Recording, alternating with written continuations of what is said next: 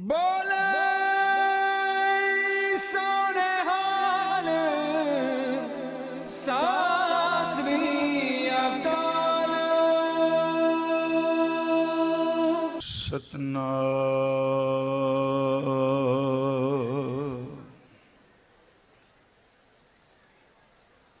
धन वाहे गुरु साहिब जी। गुरमत दीवान सजाए जाते ने। इस वरे दे इस गुरमत दीवान दी आप जी हाजरी भर रहे हो।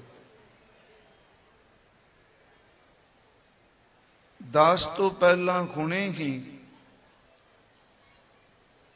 सन्मानयोग संत बाबा सेवा सिंह जी रामपुर खेड़े वाले, जो गुरमत प्रचार बोल के भी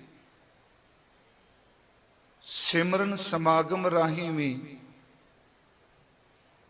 और परमेश्वर ने इन्हां कलम की दात भी दिती है।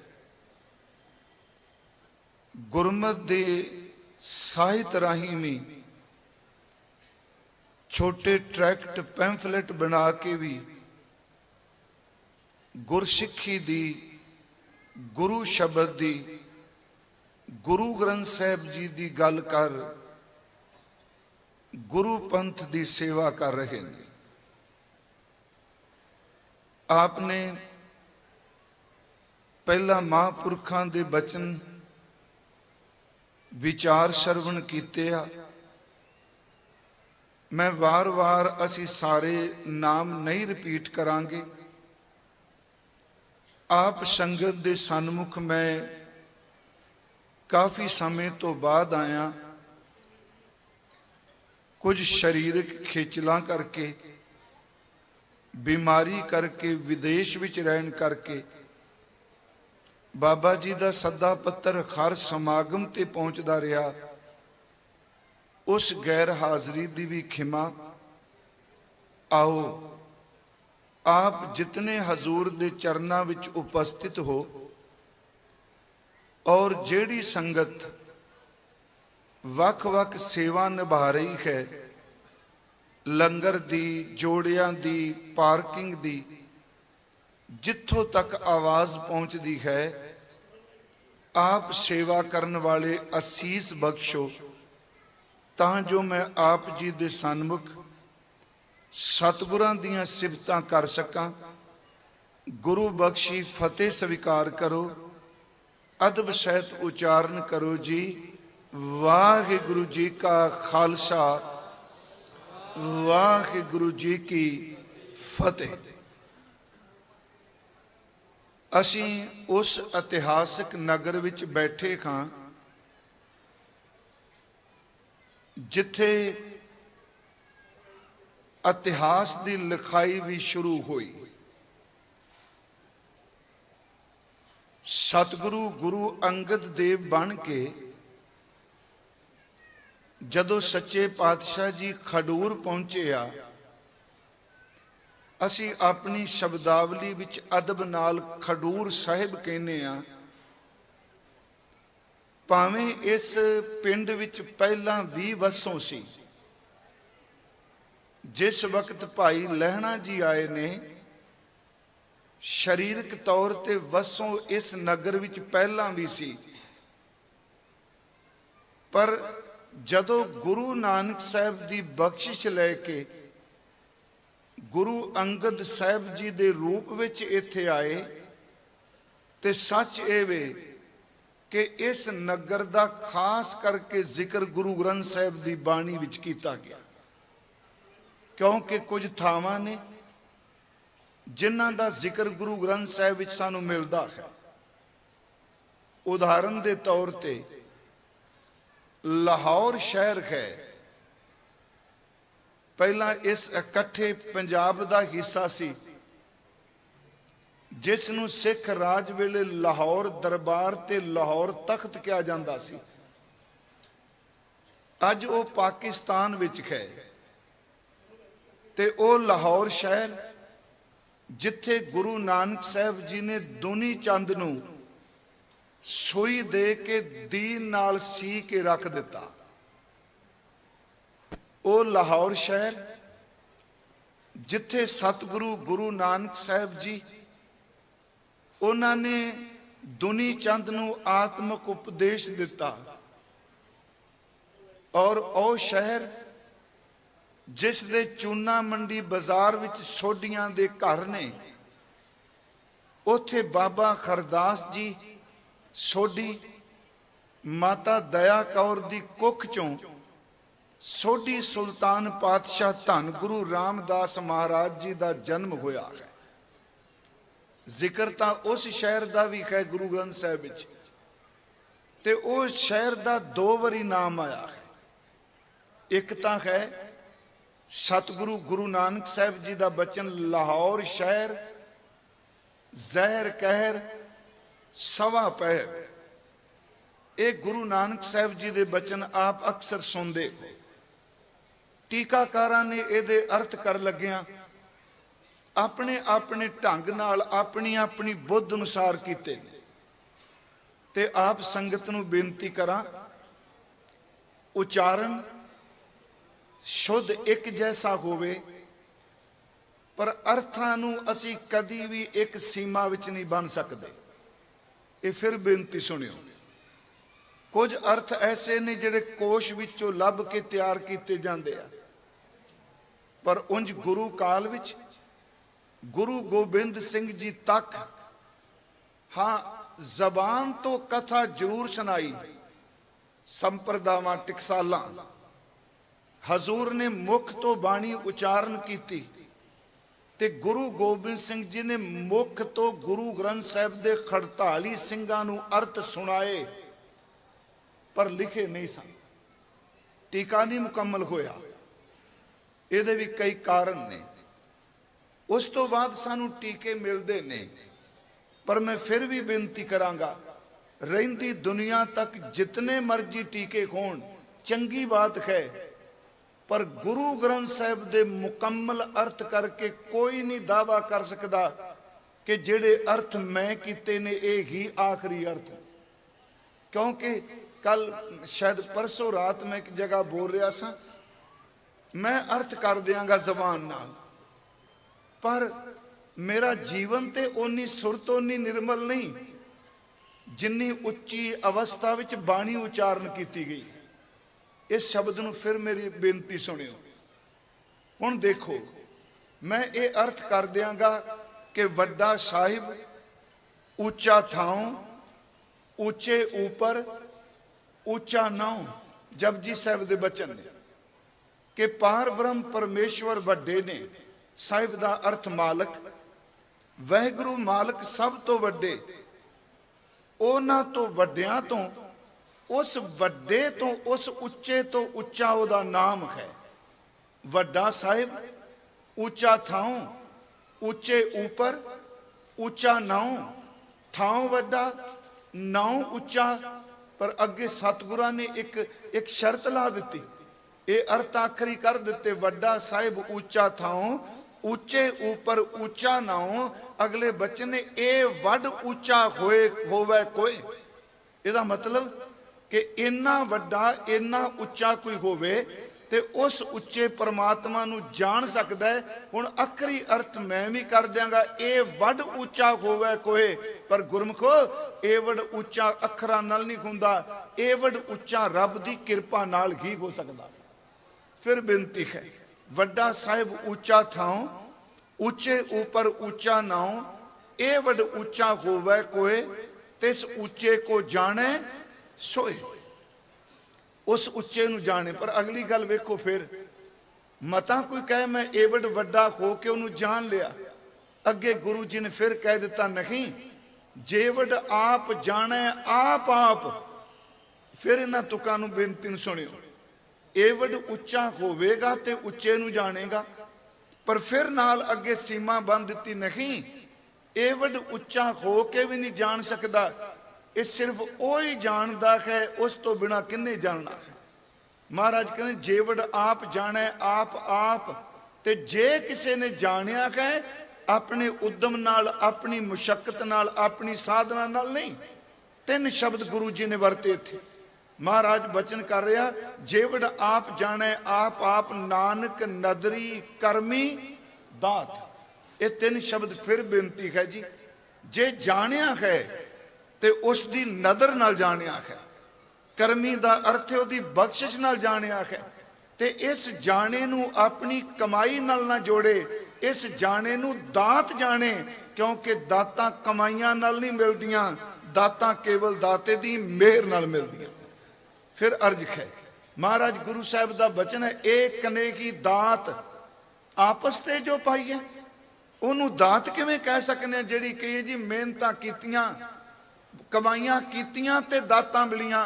ਪਿਆਰਿਓ ਜੇ ਕਮਾਈਆਂ ਨਾਲ ਮਿਲਦਾ ਹੋਵੇ ਉਹ ਦਾਤ ਨਹੀਂ ਹੁੰਦੀ, ਦਾਤ ਤਾਂ ਉਹ ਹੈ ਜਿਹੜੀ ਉਹਦੀ ਬਖਸ਼ਿਸ਼ ਵਿੱਚੋਂ ਨਿਕਲਦੀ ਹੈ। ਇਹ ਕਨੇ ਕੀ ਦਾਤ ਆਪਸ ਤੇ ਜੋ ਪਾਈ ਹੈ, ਨਾਨਕ ਸਾ ਕਰਮਾਤ ਸਾਹਿਬ ਤੁਠੈ ਜੋ ਮਿਲੇ, ਜੋ ਸਾਹਿਬ ਦੀ ਪ੍ਰਸੰਨਤਾ ਵਿੱਚੋਂ ਮਿਲੇ ਉਹ ਹੀ ਦਾਤ ਹੈ। ਪਰ ਆਪਣੀ ਕਮਾਈ ਨਾਲ ਗੁਰਮੁਖੋ ਅਸੀਂ ਦਾਤ ਸ਼ਬਦ ਨਹੀਂ ਵਰ ਸਕਾਂਗੇ। ਮੈਂ ਫਿਰ ਬੇਨਤੀ ਕਰਾਂਗਾ ਉਸ ਵਿਸ਼ੇ ਤੇ। ਅੱਜ ਮੇਰੇ ਮਨ ਸੀ, ਇਸ ਖਡੂਰ ਸਾਹਿਬ ਦੀ ਧਰਤੀ ਨੇ ਸਾਨੂੰ ਬਹੁਤ ਰਹਿਮਤਾਂ ਦਿੱਤੀਆਂ ਤੇ ਅੱਜ ਵੀ ਦੇ ਰਹੀ ਹੈ। ਤੇ ਗੁਰੂ ਗ੍ਰੰਥ ਸਾਹਿਬ ਚੋਂ ਆਪਾਂ ਦਰਸ਼ਨ ਕਰਨੇ ਨੇ। ਲਾਹੌਰ ਸ਼ਹਿਰ ਦਾ ਜ਼ਿਕਰ ਆਇਆ ਤੇ ਗੁਰੂ ਨਾਨਕ ਸਾਹਿਬ ਜੀ ਨੇ ਫਰਮਾਇਆ, ਲਾਹੌਰ ਸ਼ਹਿਰ ਜ਼ਹਿਰ ਕਹਿਰ ਸਵਾ ਪਹਿਰ। ਇਹ 6 ਸ਼ਬਦਾਂ ਦਾ ਸ਼ਲੋਕ ਹੈ। ਲਾਹੌਰ ਸ਼ਹਿਰ ਹੈ, ਸਵਾ ਪੈਰ ਦਾ ਅਰਥ ਇੱਥੇ ਅੰਮ੍ਰਿਤ ਵੇਲਾ ਕੀਤਾ ਪ੍ਰੋਫੈਸਰ ਸਾਹਿਬ ਸਿੰਘ ਹੁਣਾਂ ਨੇ। ਉਹਨਾਂ ਦੇ ਅਰਥ ਇਹ ਨੇ ਕਿ ਜਿਹੜਾ ਸਵਾ ਪੈਰ ਅੰਮ੍ਰਿਤ ਵੇਲੇ ਬੰਦਗੀ ਦਾ, ਇਬਾਦਤ ਦਾ ਵੇਲਾ ਹੈ, ਉਸ ਵਕਤ ਇੱਥੇ ਕਹਿਰ ਹੋ ਰਿਹਾ ਹੈ, ਜ਼ਹਿਰ ਘੁਲ ਰਿਹਾ ਹੈ। ਉਹ ਜ਼ਹਿਰ ਕਾਹਦਾ? ਉਹ ਫਿਰ ਅੱਗੇ ਅਰਥ ਕਰਦਿਆਂ ਲਿਖਦੇ ਆ ਕਿ ਅੰਮ੍ਰਿਤ ਵੇਲੇ ਜੀਵ ਦੇ ਸਵਾਦ ਦੇ ਲਈ ਸਵਾ ਪੈਰ ਰਾਤ ਰਹਿੰਦੇ ਆ, ਅੰਮ੍ਰਿਤ ਵੇਲਾ ਜਿਹਨੂੰ ਵਰਤਿਆ, ਉੱਥੇ ਜੀਵਾਂ ਦਾ ਘਾਤ ਕੀਤਾ ਜਾ ਰਿਹਾ ਜੀਵ ਦੇ ਸਵਾਦ ਲਈ। ਉਹਨਾਂ ਅਰਥ ਇਹ ਕੀਤੇ, ਪਰ ਕੁਝ ਗੁਰਮੁਖਾਂ ਨੇ ਅਰਥ ਇਹਦੇ ਬਾਬਰ ਦੇ ਹਮਲੇ ਨਾਲ ਸੰਬੰਧਿਤ ਕੀਤੇ ਆ, ਕਿਉਂਕਿ ਬਾਬਰ ਨੇ ਲਾਹੌਰ ਵੀ ਹਮਲਾ ਕੀਤਾ। ਉਹ ਕਹਿੰਦੇ ਨੇ ਉੱਥੇ ਕਹਿਰ ਢੱਠਿਆ, ਜ਼ੁਲਮ ਦੀ ਸੱਚੀ ਮੁੱਚੀ ਜ਼ਹਿਰ ਘੁਲ ਗਿਆ। ਲਾਹੌਰ ਸ਼ਹਿਰ ਜ਼ਹਿਰ ਕਹਿਰ ਸਵਾ ਪੈਰ। ਮੈਂ ਫਿਰ ਇਸ ਕਰਕੇ ਆਰੰਭ ਚ ਕਰ ਦਿੱਤਾ ਵੀ ਅਰਥਾਂ ਦਾ ਅੰਤ ਨਹੀਂ ਪੈ ਸਕਦਾ। ਇਸ ਤੋਂ ਅੱਗੇ ਸ਼ਲੋਕ ਹੈ ਗੁਰੂ ਅਮਰਦਾਸ ਜੀ ਦਾ। ਉਹ ਸ਼ਲੋਕ ਹੈ, ਲਾਹੌਰ ਸ਼ਹਿਰ ਲਾਹੌਰ ਸ਼ਹਿਰ ਅੰਮ੍ਰਿਤਸਰ ਸਿਫਤੀ ਦਾ ਘਰ। ਇਹ ਅਗਲਾ ਸ਼ਲੋਕ ਜਿਹੜੇ ਸੱਜਣ ਗੁਰਮੁਖ ਪਾਠ ਕਰਦੇ ਉਹਨਾਂ ਨੂੰ ਪਤਾ ਹੈ। ਇਹਦੇ ਅਰਥ ਵਿਦਵਾਨਾਂ ਨੇ ਕੀਤੇ ਜੀ ਕਿ ਲਾਹੌਰ ਸਿਰਫ ਸ਼ਹਿਰ ਹੈ ਤੇ ਨਾਲ ਕੀ ਹੋਇਆ, ਅੰਮ੍ਰਿਤਸਰ ਸਿਫਤੀ ਦਾ ਘਰ। ਇਹ ਗੁਰੂ ਅਮਰਦਾਸ ਦਾ ਬਚਨ ਹੈ ਕਿ ਲਾਹੌਰ ਸ਼ਹਿਰ, ਇਹਦੇ ਅਰਥ ਗੁਰਮੁਖੀ ਇਉਂ ਕਰਨ ਲੱਗੇ ਕਿ ਲਾਹੌਰ ਸ਼ਹਿਰ ਜਿੱਥੇ ਜ਼ਹਿਰ ਸੀ, ਕਹਿਰ ਸੀ, ਉੱਥੇ ਗੁਰੂ ਰਾਮਦਾਸ ਜੀ ਦਾ ਆਗਮਨ ਹੋਇਆ। ਤੇ ਸੱਚ ਇਹ ਵੇ ਕਿ ਅੱਜ ਉਹ ਸ਼ਹਿਰ ਸਿਫਤੀ ਦਾ ਘਰ ਬਣ ਗਿਆ, ਸੰਗਤ ਦਾ। ਇਹ ਅਰਥ ਕੀਤੇ।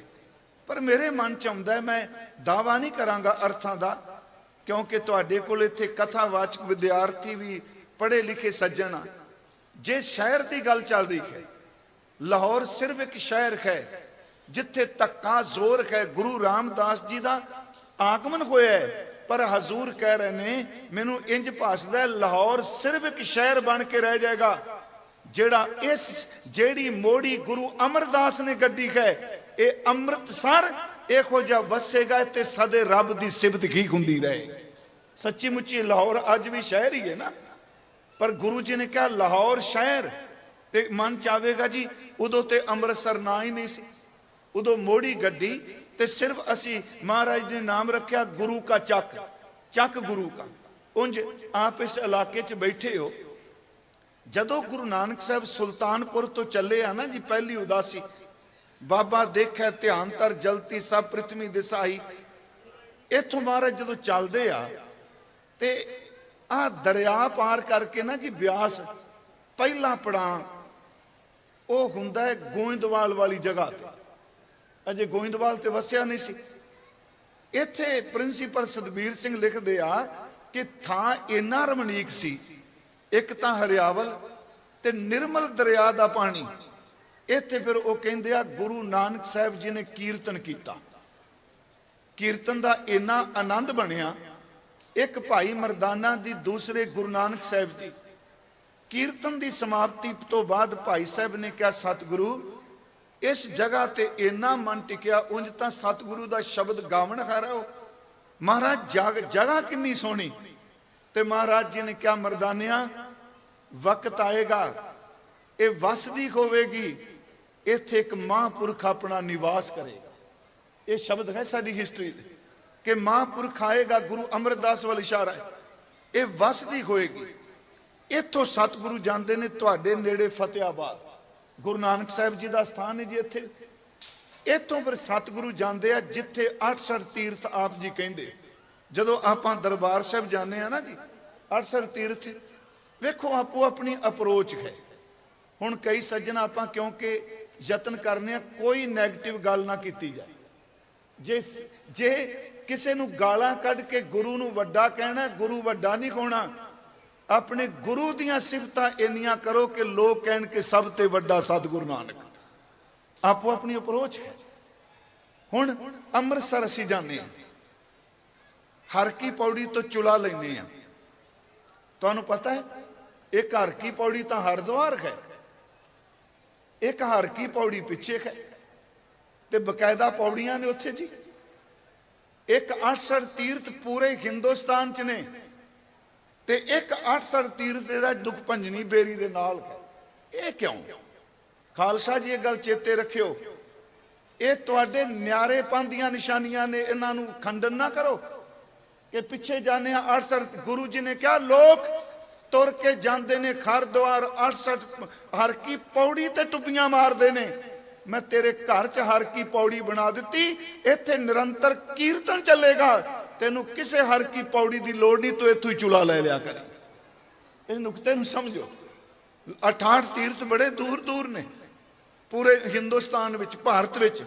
ਗੁਰੂ ਜੀ ਨੇ ਕਿਹਾ ਕਿੱਥੇ 68 ਤੀਰਥਾਂ ਤੇ ਜਾਏਗਾ, 68 ਤੀਰਥ ਮੰਦਰਾਂ ਤੇ ਜਾਏਗਾ, ਤੈਨੂੰ ਭਟਕਣ ਦੀ ਲੋੜ ਨਹੀਂ।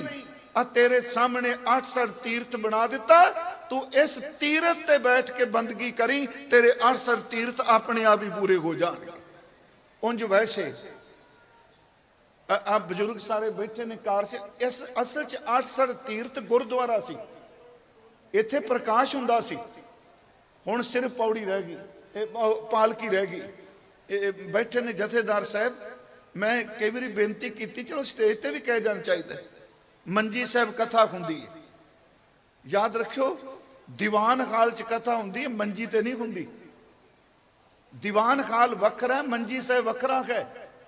ਇਸੇ ਕਰਕੇ ਅਸੀਂ ਕਥਾ ਕਰਦੇ ਹਾਂ, ਕਹਿੰਦੇ ਆ ਜੀ ਦੀਵਾਨ ਹਾਲ ਮੰਜੀ ਸਾਹਿਬ, ਤੇ ਸਾਡੇ ਮਨ ਚ ਇਹੀ ਹੁੰਦਾ ਜੀ ਮੰਜੀ ਸਾਹਿਬ ਹੀ ਜਿੱਥੇ ਬਾਬੇ ਕਥਾ ਕਰਦੇ ਪਏ। ਮੰਜੀ ਸਾਹਿਬ ਅਸਲ ਚ ਬਾਹਰ ਹੈ, ਜਿੱਥੇ ਆਪਾਂ ਦਰਸ਼ਨ ਕਰਨੇ ਆ, ਉਹ ਮੰਜੀ ਸਾਹਿਬ ਗੁੰਬਦ ਬਣਿਆ ਹੈ, ਉੱਥੇ ਬਕਾਇਦਾ ਲਿਖ ਕੇ ਬੋਰਡ ਲਾਇਆ, ਇਹ ਉਹ ਥਾਂ ਹੈ ਜਿੱਥੇ ਪੰਜਵੇਂ ਸਤਿਗੁਰਾਂ ਨੇ 12 ਮਾਹ ਉਚਾਰਨ ਕੀਤਾ। ਤੇ ਫਿਰ ਮੰਜੀ ਸਾਹਿਬ ਤੇ ਪ੍ਰਕਾਸ਼ ਹੋਣਾ ਹੀ ਚਾਹੀਦਾ ਹੈ ਨਾ। ਮੇਰੀ ਬੇਨਤੀ ਹੈ ਜੀ, ਜੇ ਚੰਗੀ ਲੱਗੇ ਤਾਂ ਕਦੀ 68 ਤੀਰਥ ਤੇ ਵੀ ਪ੍ਰਕਾਸ਼ ਸੀ, ਕਿਉਂਕਿ ਹਰਮੰਦਰ ਸਾਹਿਬ ਦੇ ਅੰਦਰ ਵੀ ਗੁਰਦੁਆਰੇ ਨੇ। ਇੱਕ ਚੱਲ ਉਹ ਮੈਂ ਗੁਰਦੁਆਰੇ ਵਰਤੇ ਨੇ, ਦਰਬਾਰ ਸਾਹਿਬ ਨੂੰ ਮੈਂ ਗੁਰਦੁਆਰਾ ਨਹੀਂ ਕਿਹਾ, ਕਿਉਂਕਿ ਦਰਬਾਰ ਸਾਹਿਬ ਤੇ ਤਖਤ ਕਦੀ ਗੁਰਦੁਆਰੇ ਨਹੀਂ ਹੁੰਦੇ। ਇਹ ਵੀ ਇੱਕ ਰਮਜ ਹੈ ਜੀ। ਇਹ ਦਰਬਾਰ ਸਾਹਿਬ ਦੀ ਕੁਝ ਵਿਲੱਖਣਤਾ ਹੈ, ਇਹਦੀ ਆਪਣੀ ਰੋਹ ਰੀਤ ਹੈ। ਤੇ ਇਹ ਵੀ ਸੱਚ, ਆ ਮਹੀਨਾ ਨਿਕਲਦਾ ਪਿਆ, ਅੱਜ ਫਰਵਰੀ ਖਤਮ ਹੋ ਜਾਣਾ। ਵੱਡਾ ਘੱਲੂਘਾਰਾ ਇਸੇ ਮਹੀਨੇ ਚ ਆਉਂਦਾ, ਕੁੱਪਰਖੇੜੇ ਦਾ। ਆਪ ਨੂੰ ਪਤਾ ਹੋਣਾ ਕਿ 30,000 ਸਿੱਖ, ਰਤਨ ਸਿੰਘ ਭੰਗੂ ਦੇ ਮੁਤਾਬਕ 30,000 ਸਿੱਖ ਬਜ਼ੁਰਗ, ਬੱਚੇ, ਬੀਬੀਆਂ, ਵਖੀਰ, ਤੇ ਵਖੀਰ ਦੇ ਅਰਥ ਵੱਖਰੇ ਹੁੰਦੇ ਆ। ਇੱਕ ਤਾਂ ਉਹ ਯੋਧੇ ਨੇ ਜਿਹੜੇ ਲੜਨ ਵਾਲੇ ਸੂਰਮੇ ਨੇ, ਇੱਕ ਵਖੀਰ ਵਿੱਚ ਗੱਡਿਆਂ ਤੇ ਬਜ਼ੁਰਗ, ਬਿਮਾਰ, ਬੱਚੇ, ਜਿਨ੍ਹਾਂ ਬੀਬੀਆਂ ਦੀ ਕੁੱਖ ਚ ਸੰਤਾਨ ਹੈ, ਉਹ ਗੱਡਿਆਂ ਤੇ ਨੇ। ਯਾਦ ਰੱਖਿਓ, ਵਖੀਰਾਂ ਦੇ ਵਖੀਰ 30,000 ਸਿੱਖਾਂ ਦੇ ਵਖੀਰ ਨੂੰ ਕਤਲ ਕੀਤਾ ਗਿਆ। ਇਹ ਮੈਂ ਜਿਹੜੀ ਅਰਜ਼ ਕਰ ਲੱਗਾ, ਹੁਣੇ ਮੈਂ ਕਹਿ ਕੇ ਆਇਆ। ਜੱਸਾ ਸਿੰਘਾਲੋ ਵਾਲੀਆ, ਸਰਦਾਰ ਚੜਤ ਸਿੰਘ ਸ਼ੇਰੇ ਪੰਜਾਬ ਦਾ ਦਾਦਾ, ਸਰਦਾਰ ਸ਼ਾਮ ਸਿੰਘ ਕਰੋੜੀਆ ਮਿਸਲ ਵਾਲਾ, मैं हैरान होया कि 22 फट लगे ने सरदार जस्सा सिंह आलोवालिए नूं। 16 ਜਾਂ 18 ਕਹਿੰਦੇ वैसे ਖੌੜਸ਼ क्या है। 22 फट आलोवालिए नूं ਜ਼ਖਮਾਂ ते 16 फट चढ़त सिंह नूं लगे। 5 ਬੰਦੇ ਵੱਡੀਆਂ ਬੰਦੂਕਾਂ ਭਰ ਕੇ ਦਿੰਦੇ ਆ ਤੇ ਚਲਾਉਣ ਵਾਲਾ ਕੇਵਲ ਕੱਲਾ ਸਰਦਾਰ ਚੜਤ ਸਿੰਘ।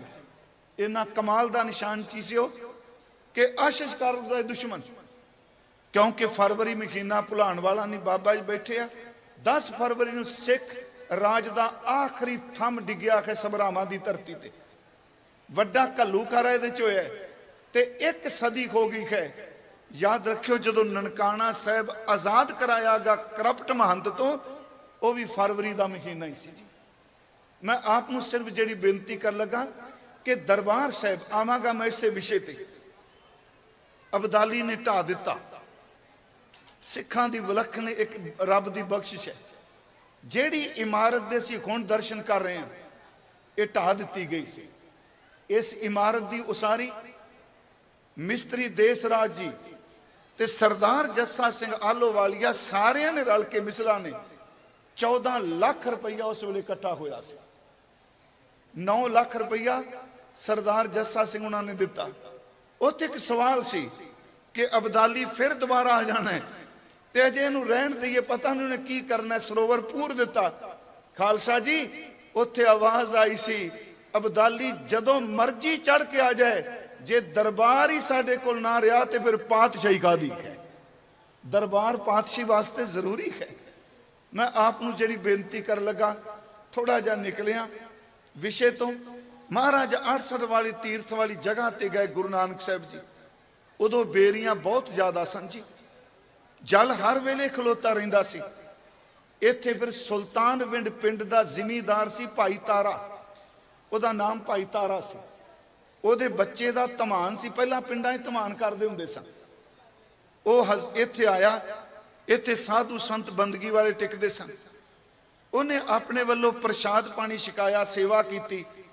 ਹਜ਼ੂਰ ਨੇ ਇੱਥੇ ਹੀ ਮਰਦਾਨੇ ਨੂੰ ਕਿਹਾ, ਮਰਦਾਨਿਆਂ ਰਬਾਬ ਛੇੜ ਕਾਈ ਸਿਫਤ ਕਰੀਏ ਖੁਦਾ ਦੇ ਦੀਦਾਰ ਦੀ। ਇੱਥੇ ਗੁਰੂ ਨਾਨਕ ਸਾਹਿਬ ਨੇ ਕੀਰਤਨ ਕੀਤਾ। ਸੁਲਤਾਨਵਿੰਡ ਦੇ ਲੋਕ ਆਏ। उस भाई तारे ने हथ जोड़ के क्या संत जी बाबा जी कुछ दिन रुकोगे थे? आनंद आ गया सुन के। हजूर ने नेत्रां च खुमारी सी। उन्हें क्या कुछ दिन रुकोगे? हजूर ने क्या समा आएगा इत्थे सदा लई रुक जावांगे। इस धरती ते भोग ते मोख दा प्रवाह चलेगा। बड़ी वड्डी गल है जी। भोग ते मोख दा प्रवाह चलेगा। इहदा मतलब कि तन की तृप्ति वास्ते भोजन मिलेगा ते अंदर नूं मुक्त करने वास्ते गुरु का शब्द मिलेगा। मैं आपनूं अर्ज करा उसका जिक्र भी है। वसदी सगन अपार अनूप रामदासपुर उस शहर का जिक्र भी किया गया है। मैं फिर बेनती कर लगा कि मैनू इंज भासदा है कि जेड़ा लाहौर शहर जहर कहर सी वो सिर्फ शहर बन के रह जाएगा। पर महाराज जी ने क्या अमृतसर सिफती दा घर, अमृतसर वो शहर होवेगा जिथे हर वक्त परमात्मा की सिफत ही होवेगी। ते ये सच है। महाराज ने इसका जिक्र किया। उस तो बाद गुरु ग्रंथ साहिब दे विच जेड़े नाम आए, करतारपुर करता बसै, वो भी शब्द हुंदा है। जिहड़ा शब्द आया खास करके एक तां महाराज जी ने शब्द वरत्या गोइंदवाली, भट्टां ने वरत्या गोबिंदवाल, गोबिंदपुरी सम जलन तीर विभास बनायो। उन्हें गोबिंदवाल वरत्या। भाई गुरदास साहब ने गोइंदवाल वरत्या। फिर वसाया गोइंदवाल अचरज खेल ना लखिया जाई। आ जड़ा खडूर साहब जिहड़ी मैं गल कर लगा, जिस धरती ते आपां बैठे हैं, मैं अर्ज की खेती उदों भी हुंदी है, लोग उदों भी इत्थे वसदे ने। जे वसदे ने ते बाबा लहणा जी ने, भाई लहणा जी ने शब्द सुनिया ते गुरु नानक साहब दे घर चले गए। पर गुरबाणी जब कहती है फिर वसाया फेरू आण सतगुर खाडूर। मेरी फिर बेनती सुनियो, वसों शरीरक तौर ते पहला भी सी पर रूहानी तौर ते नहीं सी वसिया। ये फिर बेनती है, वसों हो जाना केवल वसदा नहीं, लोकां दे रहन नूं केवल वसना नहीं, ਅਸਲ ਗੁਰਬਾਣੀ ਵਿੱਚ ਉਦੋਂ ਹੀ ਸ਼ਹਿਰ ਵਸਦਾ ਜਦੋਂ ਕੋਈ ਬੰਦਗੀ ਕਰਨ ਵਾਲਾ ਉੱਥੇ ਆ ਜਾਂਦਾ। ਇਸੇ ਕਰਕੇ ਬਾਣੀ ਨੇ ਕਿਹਾ, ਮਹਾਰਾਜ ਨੇ ਬਚਨ ਕੀਤਾ, ਹਜ਼ੂਰ ਨੇ ਫਰਮਾਇਆ ਕਿ ਜਿਸ ਜਗ੍ਹਾ ਤੇ ਨਾਮ ਜਪਿਆ ਜਾਂਦਾ, ਜਿੱਥੇ ਨਾਮ ਜਪਿਆ ਪ੍ਰਭ ਪਿਆਰੇ ਸੇ ਅਸਤਿਰ ਸੋਇਨ ਚਬਾਰੇ, ਜਿੱਥੇ ਨਾਮ ਨਾ ਜਪਿਆ ਮੇਰੇ ਗੋਇੰਦਾ ਸੇਈ ਨਗਰ ਉਜਾੜੀ ਜੀ। ਇਹ ਨਗਰ ਨੂੰ ਵਸਾਇਆ ਰੂਹਾਨੀਅਤ ਪੱਖੋਂ। ਇੱਥੇ ਫਿਰ ਗੁਰੂ ਕੇ ਰਬਾਬੀਆਂ ਨੇ ਲਿਖਿਆ ਕਿ ਫੇਰ ਵਸਾਇਆ ਫੇਰੂਵਾਨ ਸਤਿਗੁਰੂ ਖਡੂਰ, ਜਪ ਤਪ ਸੰਜਮ ਨਾਲ ਤੁਧ, ਇਸ ਤਰ੍ਹਾਂ ਵਸਿਆ ਖਡੂਰ ਸਾਹਿਬ। ਇੱਥੇ ਜਪ ਆਇਆ, ਇੱਥੇ ਸੇਵਾ ਦਾ ਤਪ ਆਇਆ, ਇੱਥੇ ਯਾਦ ਰੱਖਿਓ ਵਾਸ਼ਨਾ ਤੋਂ ਮੁਕਤ ਇੰਦਰੀਆਂ, ਇੱਥੇ ਸੰਜਮ ਆਇਆ, ਮਰਿਆਦਾ ਨੇ ਜਨਮ ਲਈ। ਮਹਾਰਾਜ ਕਹਿ ਰਹੇ ਨੇ ਫਿਰ ਵਸਾਇਆ ਫੇਰੂਵਾਨ ਸਤਿਗੁਰੂ ਖਡੂਰ, ਜਪ ਤਪ ਸੰਜਮ ਨਾਲ ਤੁਧ ਹੋਰ ਮੁੱਚ ਗਰੂਰ, ਲੱਭ ਬਣਾ ਹੈ ਮਾਨਸਾ ਜਿਉ ਪਾਣੀ ਬੂਰ, ਵਰਿਆ ਦਰਗਹਿ ਗੁਰੂ ਕੀ ਕੁਦਰਤੀ ਨੂਰ, ਜਿਤ ਸੋ ਹਾਥ ਨ ਲੱਭੀ ਤੂੰ ਓ ਠਰੂਰ। ਦੇਖੋ ਕਿੱਡੇ ਕਮਾਲ ਦੇ ਸ਼ਬਦ ਵਰਤੇ। ਇੱਥੋਂ ਤੱਕ ਇਸੇ ਖਡੂਰ ਸਾਹਿਬ ਦੀ ਧਰਤੀ ਦੇ ਉੱਤੇ ਗੁਰੂ ਅੰਗਦ ਸਾਹਿਬ ਦੀ ਸਿਫਤ ਵਿੱਚ ਰਬਾਬੀਆਂ ਨੇ ਬਚਨ ਕੀਤਾ। ਉਹ ਬਚਨ ਹੈ, ਹੋਵੇ ਸਿਫਤ ਖਸਮ ਦੀ ਨੂਰ ਅਰਸੋਂ ਕੁਰਸੋਂ ਝਟਿਐ, ਤੁਧ ਡਿਠੇ ਸੱਚੇ ਪਾਤਸ਼ਾਹ ਮਲ ਜਨਮ ਜਨਮ ਦੀ ਘਟਿਐ। ਮੇਰੇ ਕਹਿਣ ਤੋਂ ਮੁਰਾਦ ਇਸ ਖਡੂਰ ਵਿੱਚ ਜਪ ਤਪ ਬੰਦਗੀ ਸਿਮਰਨ, ਇੱਥੇ ਵਿਰੋਧੀ ਵੀ ਆਏ। ਮੈਂ ਜਿਹੜੀ ਆਪ ਨੂੰ ਬੇਨਤੀ ਕਰਕੇ ਜਾਣੀ ਚਾਹਨਾ ਜੀ, ਇੱਥੇ ਲੰਗਰ ਚੱਲਿਆ, ਭਾਵੇਂ ਅਸੀਂ ਲੰਗਰ ਦਾ ਜ਼ਿਆਦਾ ਜ਼ਿਕਰ ਗੁਰੂ ਅਮਰਦਾਸ ਜੀ ਤੋਂ ਕਰਨੇ, ਕੋਈ ਸ਼ੱਕ ਨਹੀਂ।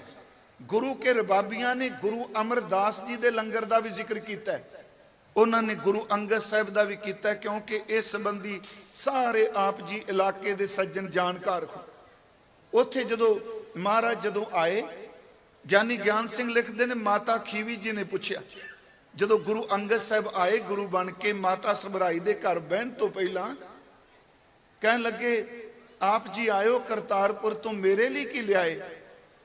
ਹਜ਼ੂਰ ਨੇ ਕਿਹਾ ਮੈਨੂੰ ਗੁਰੂ ਨਾਨਕ ਸਾਹਿਬ ਨੇ ਸ਼ਬਦ ਦੇ ਖਜ਼ਾਨੇ ਦੀ ਕੁੰਜੀ ਦਿੱਤੀ ਹੈ, ਤੇਰੇ ਵਾਸਤੇ ਲੰਗਰ ਦਾ ਕੜਛਾ ਭੇਜਿਆ। ਬੇਨਤੀ ਹੈ ਜੀ, ਇਹੀ ਕਾਰਨ ਅੱਜ ਮੈਂ ਬੇਨਤੀ ਕਰਾਂ, ਲੰਗਰ ਦੀ ਬਹੁਤ ਵੱਡੀ ਮਹਾਨਤਾ ਬਣ ਗਈ ਸਿੱਖਾਂ 'ਚ।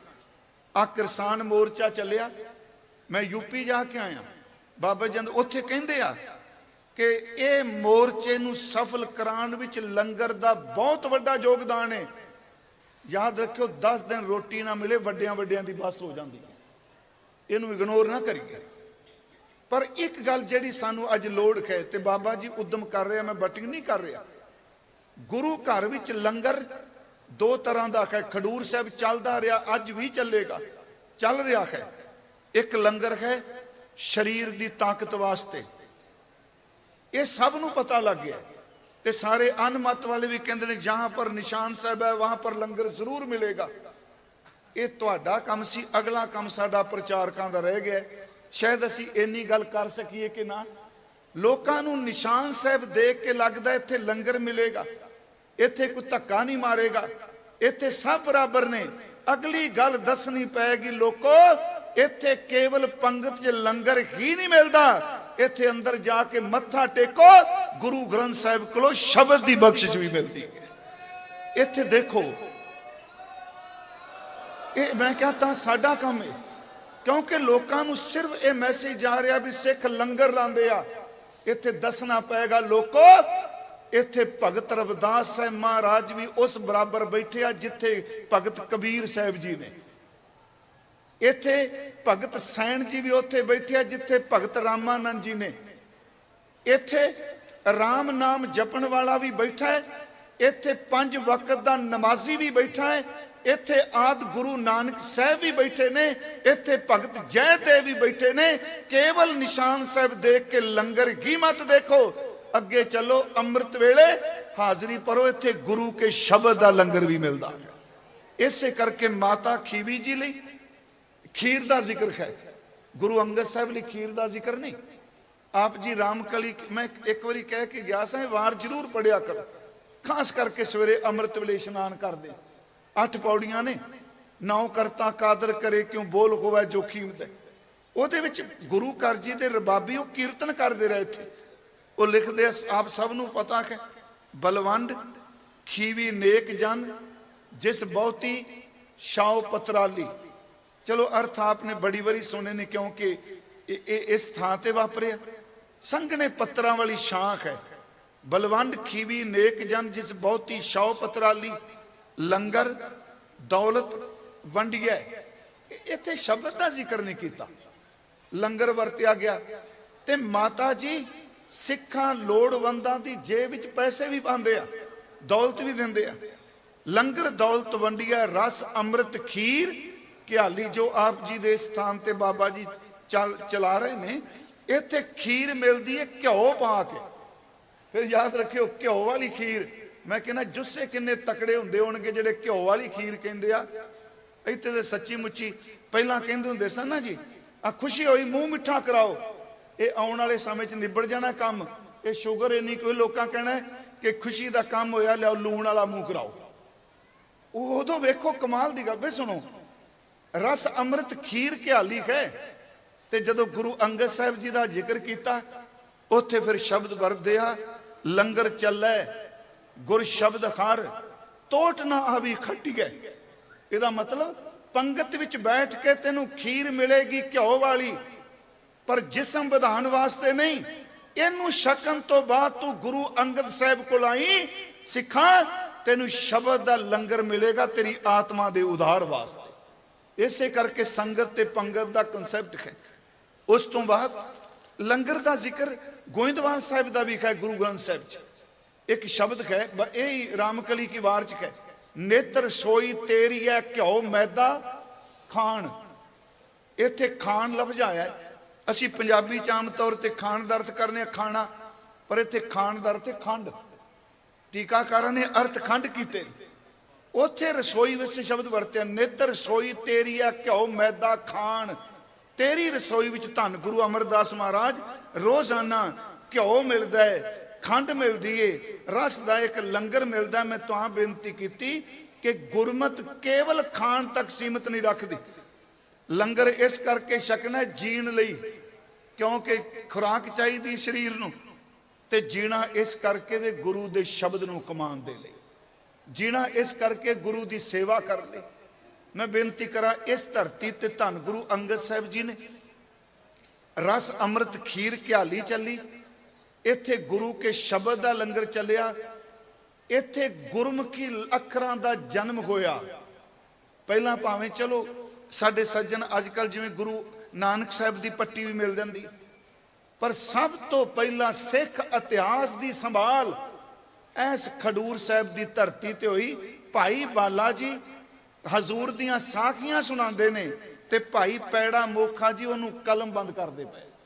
ਸਭ ਤੋਂ ਪਹਿਲਾਂ ਇਤਿਹਾਸ ਦੀ ਸੰਭਾਲ ਹੋਈ, ਲੰਗਰ ਚੱਲੇ, ਸ਼ਬਦ ਚੱਲਿਆ। ਤੇ ਮੈਂ ਆਪ ਨੂੰ ਇੱਕ ਬੇਨਤੀ ਕਰਾਂਗਾ, ਮੈਂ ਹਰ ਥਾਂ ਤੇ ਕਹਿਣਾ, ਸਿੱਖੋ ਸਭ ਤੋਂ ਵੱਡੀ ਗੁਰੂ ਘਰ ਦੀ ਇੱਕ ਸੇਵਾ ਜੇ ਗੁਰਮੁਖੀ ਆਪਣੇ ਬੱਚਿਆਂ ਨੂੰ ਜ਼ਰੂਰ ਪੜਾਓ। ਮੇਰੀ ਹੱਥ ਜੋੜ ਕੇ ਬੇਨਤੀ ਹੈ, ਹਿੰਦੀ ਦੇਵਨਾਗਰੀ ਤੋਂ ਸੌਖੀ ਹੈ ਗੁਰਮੁਖੀ ਸਿੱਖਣੀ। ਫਿਰ ਅਗਲੀ ਗੱਲ ਕਿ ਗੁਰਮੁਖੀ ਮੇਰੇ ਗੁਰੂ ਦੇ ਬਣਾਏ ਕੋਈ ਇਹ ਲਿਪੀ ਹੈ। ਗੁਰਮੁਖੀ ਸ਼ਬਦ ਕਹਿੰਦੀ ਹੈ, ਅੰਦਰ ਰਸ ਨਾਲ ਭਰਪੂਰ ਹੋ ਜਾਂਦਾ ਹੈ।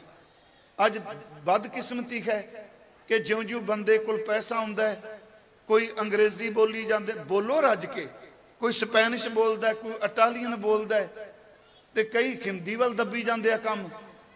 ਮੇਰੀ ਹੱਥ ਜੋੜ ਕੇ ਬੇਨਤੀ ਹੈ ਜੀ, ਆਪਣੇ ਘਰਾਂ ਦੇ ਵਿੱਚ ਪੰਜਾਬੀ ਬੋਲੋ ਤੇ ਲਿਖੋ ਗੁਰਮੁਖੀ, ਕਿਉਂਕਿ ਪੰਜਾਬੀ ਲੈਂਗੁਏਜ ਹੈ ਨਾ, ਸਕ੍ਰਿਪਟ ਤਾਂ ਗੁਰਮੁਖੀ। ਆ ਯੂਪੀ ਜਾਣੇ ਆ, ਉੱਥੇ ਗੁਰਮੁਖੀ ਦੀ ਥਾਂ ਤੇ ਲਿਖਦੇ ਪੰਜਾਬੀ ਪਏ ਨੇ, ਧੁਨੀ ਪੰਜਾਬੀ ਦੀ ਹੈ, ਲਿਖਦੇ ਦੇਵਨਾਗਰੀ ਪਏ ਨੇ।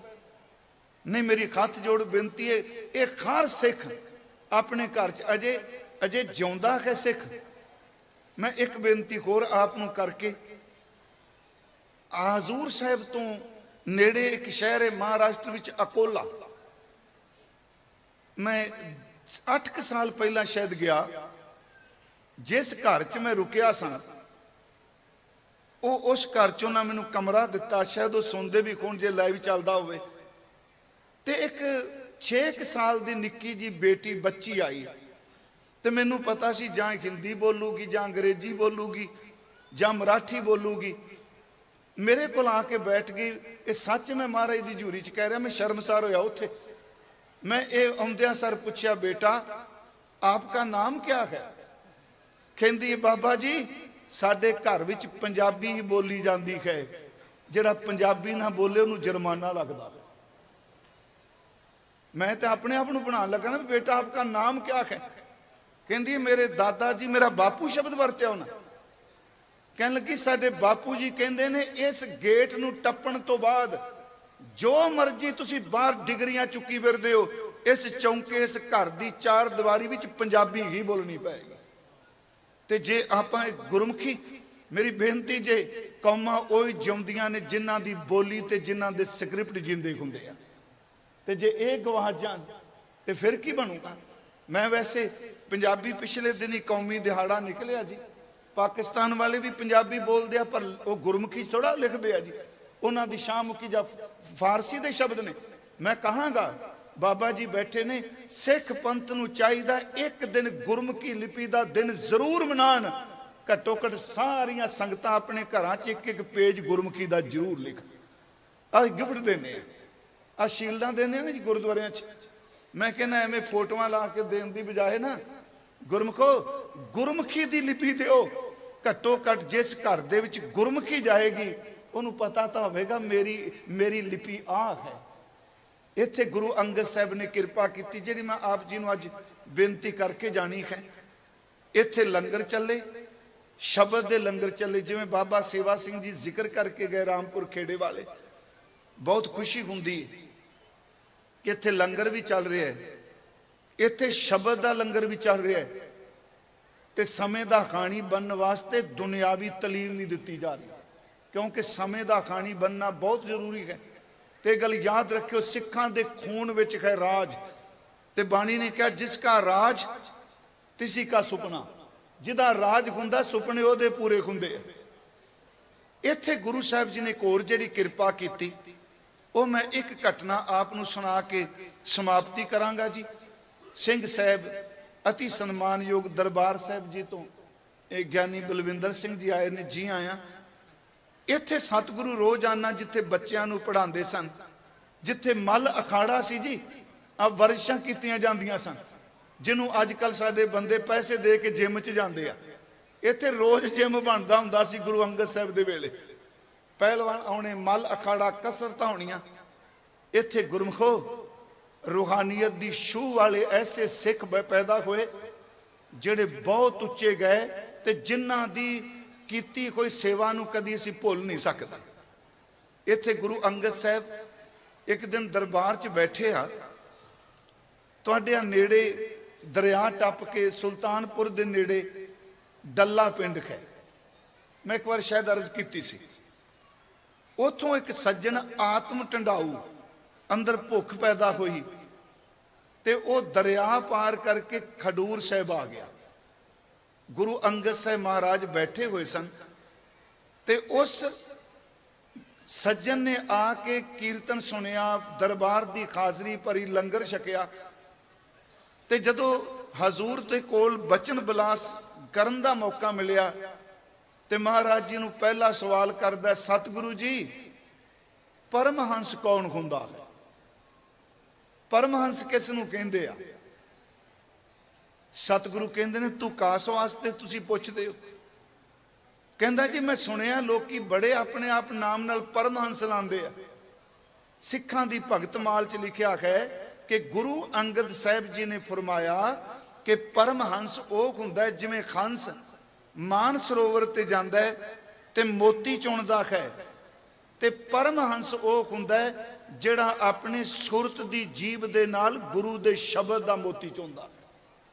ਉੱਥੇ ਬੜੀ ਡਿਟੇਲ ਦਿੱਤੀ ਕਿ ਹੰਸ ਉਹ ਹੁੰਦਾ ਜਿਹਦੇ ਸਾਹਮਣੇ ਦੁੱਧ ਤੇ ਪਾਣੀ ਇਕੱਠਾ ਰੱਖੋ, ਉਹਦੀ ਚੁੰਝ ਵਿੱਚ ਖਟਾਸ ਹੈ। ਜਦੋਂ ਉਹ ਦੁੱਧ ਨੂੰ ਛੂੰਹਦਾ ਹੈ ਤੇ ਉਸੇ ਵਕਤ ਦੁੱਧ ਫਟ ਕੇ ਦੋ ਹਿੱਸੇ ਹੋ ਜਾਂਦਾ, ਦਹੀਂ ਦੀ ਤਰ੍ਹਾਂ ਫੁੱਟੀਆਂ ਬਣ ਜਾਂਦਾ ਤੇ ਪਾਣੀ ਇੱਕ ਪਾਸੇ ਹੋ ਜਾਂਦਾ। ਹੰਸ ਜਿਹੜਾ ਹੈ ਉਹ ਫੁੱਟੀਆਂ ਖਾ ਲੈਂਦਾ ਦੁੱਧ ਦੀਆਂ, ਆਪਾਂ ਚਲੋ ਸ਼ਬਦ ਪੀ ਲੈਣਾ ਕਹਿੰਦੇ ਆ, ਤੇ ਪਾਣੀ ਨੂੰ ਛੱਡ ਦਿੰਦਾ। ਇੱਥੇ ਮਹਾਰਾਜ ਕਹਿੰਦੇ ਨੇ ਕਿ ਪਰਮਹੰਸ ਉਹ ਹੈ ਜਿਹੜਾ ਆਤਮਾ ਨੂੰ ਸਤ ਮੰਨਦਾ ਹੈ ਤੇ ਦੇਹ ਨੂੰ ਅਨਿਤ ਮੰਨਦਾ ਹੈ। ਦੁੱਖ ਦੇਹ ਨੂੰ ਨੇ, ਆਤਮਾ ਨੂੰ ਕੋਈ ਦੁੱਖ ਨਹੀਂ।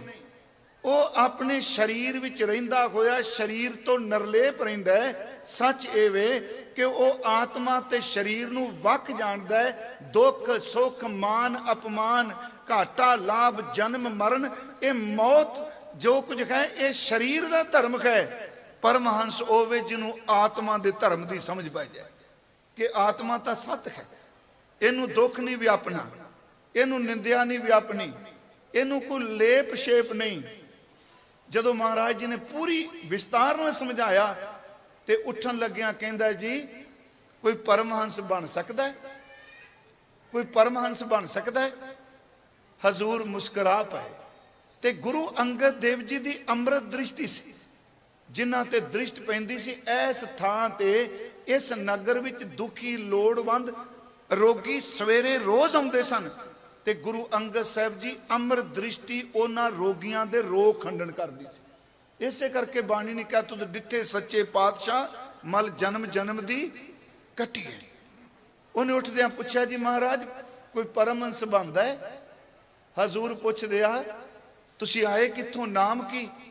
ਕਹਿੰਦਾ ਨਾਮ ਮੇਰਾ ਹੈ ਪਾਰੋ, ਗੋਤ ਮੇਰੀ ਹੈ ਜੁਲਕਾ, ਮੈਂ ਪਾਰੋਂ ਆਇਆ ਵਾਂ। ਹੁਣ ਖਡੂਰ ਸਾਹਿਬ ਤੋਂ ਬੈਠਿਆ ਪਾਰੋਂ ਹੀ ਕਹਿਣਾ ਨਾ ਵੀ ਦਰਿਆ ਤੋਂ ਪਾਰੋਂ। ਨਾਮ ਪਾਰੋ ਹੈ ਜੁਲਕਾ ਹਾਂ, ਪਾਰੋਂ ਆਇਆ ਡੱਲੇ ਤੋਂ। ਹਜ਼ੂਰ ਨੇ ਹੱਸ ਕੇ ਕਿਹਾ ਓਏ ਸ਼ਬਦ ਵਰਤੇ ਪਾਰੋ, ਪਾਰ ਵਾਲੇ ਨੂੰ ਮਿਲਦਾ ਰਹੀ। ਗੋਇੰਦਵਾਲ ਪਾਰ ਵਾਲੇ ਨੂੰ ਮਿਲਦਾ ਰਹੀ। ਤੂੰ ਪਰਮਹੰਸ ਦੀ ਵਿਆਖਿਆ ਪੁੱਛਣਾ ਹੈ, ਇੱਕ ਦਿਨ ਪਾਰ ਵਾਲਾ ਤੈਨੂੰ ਪਰਮਹੰਸ ਬਣਾ ਦੇਗਾ। ਉਹ ਗੁਰੂ ਅੰਗਦ ਸਾਹਿਬ ਤੋਂ ਉਹਨਾਂ ਨੂੰ ਛੂਹ ਮਿਲੀ। ਭਾਈ ਗੁਰਦਾਸ ਸਾਹਿਬ ਨੇ ਇੱਕ ਪੂਰੀ ਤੁਕ ਦਿੱਤੀ ਹੈ ਭਾਈ ਪਾਰੋ ਨੂੰ। ਉਹਨਾਂ ਦੀ ਬਾਣੀ 'ਚ ਪਾਰੋ ਜੁਲਕਾ ਪਰਮਹੰਸ ਪੂਰੇ ਸਤਿਗੁਰ ਕਿਰਪਾ ਧਾਰੀ, ਪੂਰੀ ਤੁਕ ਹੈ ਭਾਈ ਪਾਰੋ ਦੀ ਕਿ ਪਾਰੋ ਜੁਲਕਾ ਪਰਮਹੰਸ ਪੂਰੇ ਸਤਿਗੁਰ ਕਿਰਪਾ ਧਾਰੀ। ਮੈਂ ਕਿਉਂ ਬੇਨਤੀ ਕੀਤੀ ਜੀ, ਇੱਥੋਂ ਇੱਕ ਬੜੀ ਵੱਡੀ ਕਿਰਪਾ ਮਿਲ ਗਈ ਜੀ। ਸੁਣੀ ਜਾਓ, ਮੈਂ ਥੋੜਾ ਜਿਹਾ ਸਾਖੀ ਗੂੜ ਗੱਲ ਕੋਈ ਨਹੀਂ ਕਰਦਾ, ਮੈਨੂੰ ਪਤਾ ਪਿੰਡਾਂ ਤੋਂ ਵੀ ਸੰਗਤ ਹੈ ਤੇ ਮੈਂ ਇਸ ਕਰਕੇ ਸਾਖੀਆਂ ਲੈ ਲਈਆਂ ਜ਼ਿਆਦਾ। ਇਹ ਚਲੇ ਗਏ। ਗੁਰੂ ਅੰਗਦ ਸਾਹਿਬ ਤੋਂ ਬਾਅਦ ਧੰਨ ਗੁਰੂ ਅਮਰਦਾਸ ਜੀ ਗੁਰਤਾ ਗੱਦੀ ਤੇ ਬਿਰਾਜਮਾਨ ਹੋ ਗਏ। ਗੁਰਮਖੋ ਕਿੰਨੇ ਕੁ ਸ਼ਬਦ ਵਰਤਾਂ ਇਸ ਧਰਤੀ ਲਈ। ਇਸ ਧਰਤੀ ਤੇ 12 ਸਾਲ ਬਜ਼ੁਰਗ ਨੇ ਗਾਗਰ ਢੋ ਕੇ ਦੱਸਿਆ ਲੋਕੋ ਬੁਢੇਪਾ ਸਰੀਰ ਢਲਣ ਦਾ ਨਾਮ ਨਹੀਂ ਹੁੰਦਾ, ਬੁਢੇਪਾ ਅੰਦਰ ਦੀ ਡਿੱਗੀ ਹੋਈ ਸੁਰਤ ਦਾ ਨਾਮ ਹੁੰਦਾ। ਗੁਰੂ ਅਮਰਦਾਸ ਗੁਰਤਾ ਗੱਦੀ ਤੇ ਬਿਰਾਜਮਾਨ ਹੋ ਗਏ। ਭਾਈ ਪਾਰੋ ਰੋਜ਼ ਡੱਲੇ ਪਿੰਡ ਤੋਂ ਗੋਇੰਦਵਾਲ ਸਾਹਿਬ ਆਉਂਦੇ ਰਹੇ, ਰੋਜ਼ਾਨਾ ਆਉਣਾ, ਘੋੜੀ ਤੇ ਚੜ ਕੇ ਆਉਂਦੇ ਸਨ। ਉਹਨਾਂ ਬਾਰੇ ਕਿਹਾ ਜਾਂਦਾ ਵੀ ਇੰਨੀ ਉੱਚੀ ਆਵਾਜ਼ 'ਚ ਰਸਦਾਇਕ ਇੰਨੀ ਸੁਰੀਲੀ ਆਵਾਜ਼ ਸੀ, ਜਦੋਂ ਬਾਣੀ ਪੜ੍ਹਦੇ ਸਨ ਤੇ ਪੰਛੀ ਉਹਨਾਂ ਦੀ ਘੋੜੀ ਦੇ ਪਿੱਛੇ ਉੱਡਦੇ ਹੁੰਦੇ ਸਨ। ਯਾਦ ਰੱਖਿਓ ਬਾਣੀ 'ਚ ਬੜੀ ਵੱਡੀ ਸਮਰੱਥਾ ਹੈ। ਬਾਣੀ ਕੇਵਲ ਮਨੁੱਖ ਦਾ ਉਧਾਰ ਹੀ ਨਹੀਂ ਕਰਦੀ, ਇਹ ਪਸ਼ੂ ਪ੍ਰੇਤ ਮੁਗਧ ਕੋ ਤਾਰੇ ਹੈ ਇਹ ਬਾਣੀ। ਉਹਨਾਂ ਨੇ ਜਦੋਂ ਆਉਣਾ ਪਿੱਛੋਂ ਪੰਛੀ ਉੱਡਣੇ। ਇੱਕ ਦਿਨ ਕੀ ਹੋਇਆ, ਇਹਨਾਂ ਦਰਿਆ ਚੜਿਆ ਬਿਆਸ, ਇਹਦੇ ਕਿਨਾਰੇ ਤੇ ਜਲੰਧਰ ਦਾ ਸੂਬੇਦਾਰ ਬੈਠਾ।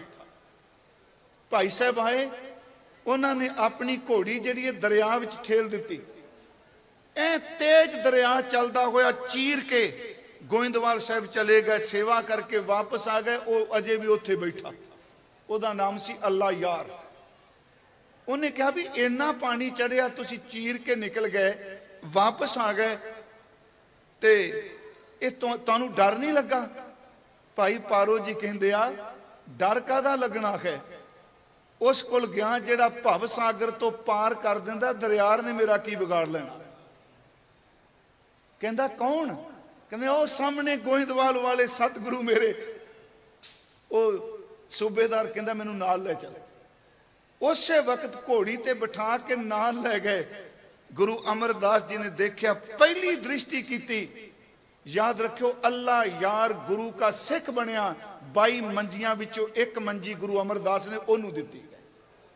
मैं तुहानू एक बेनती कर लगा, इत्थे चिनग लगी है सिੱਖੀ ਦੀ, इत्थे जीवन पलटिया।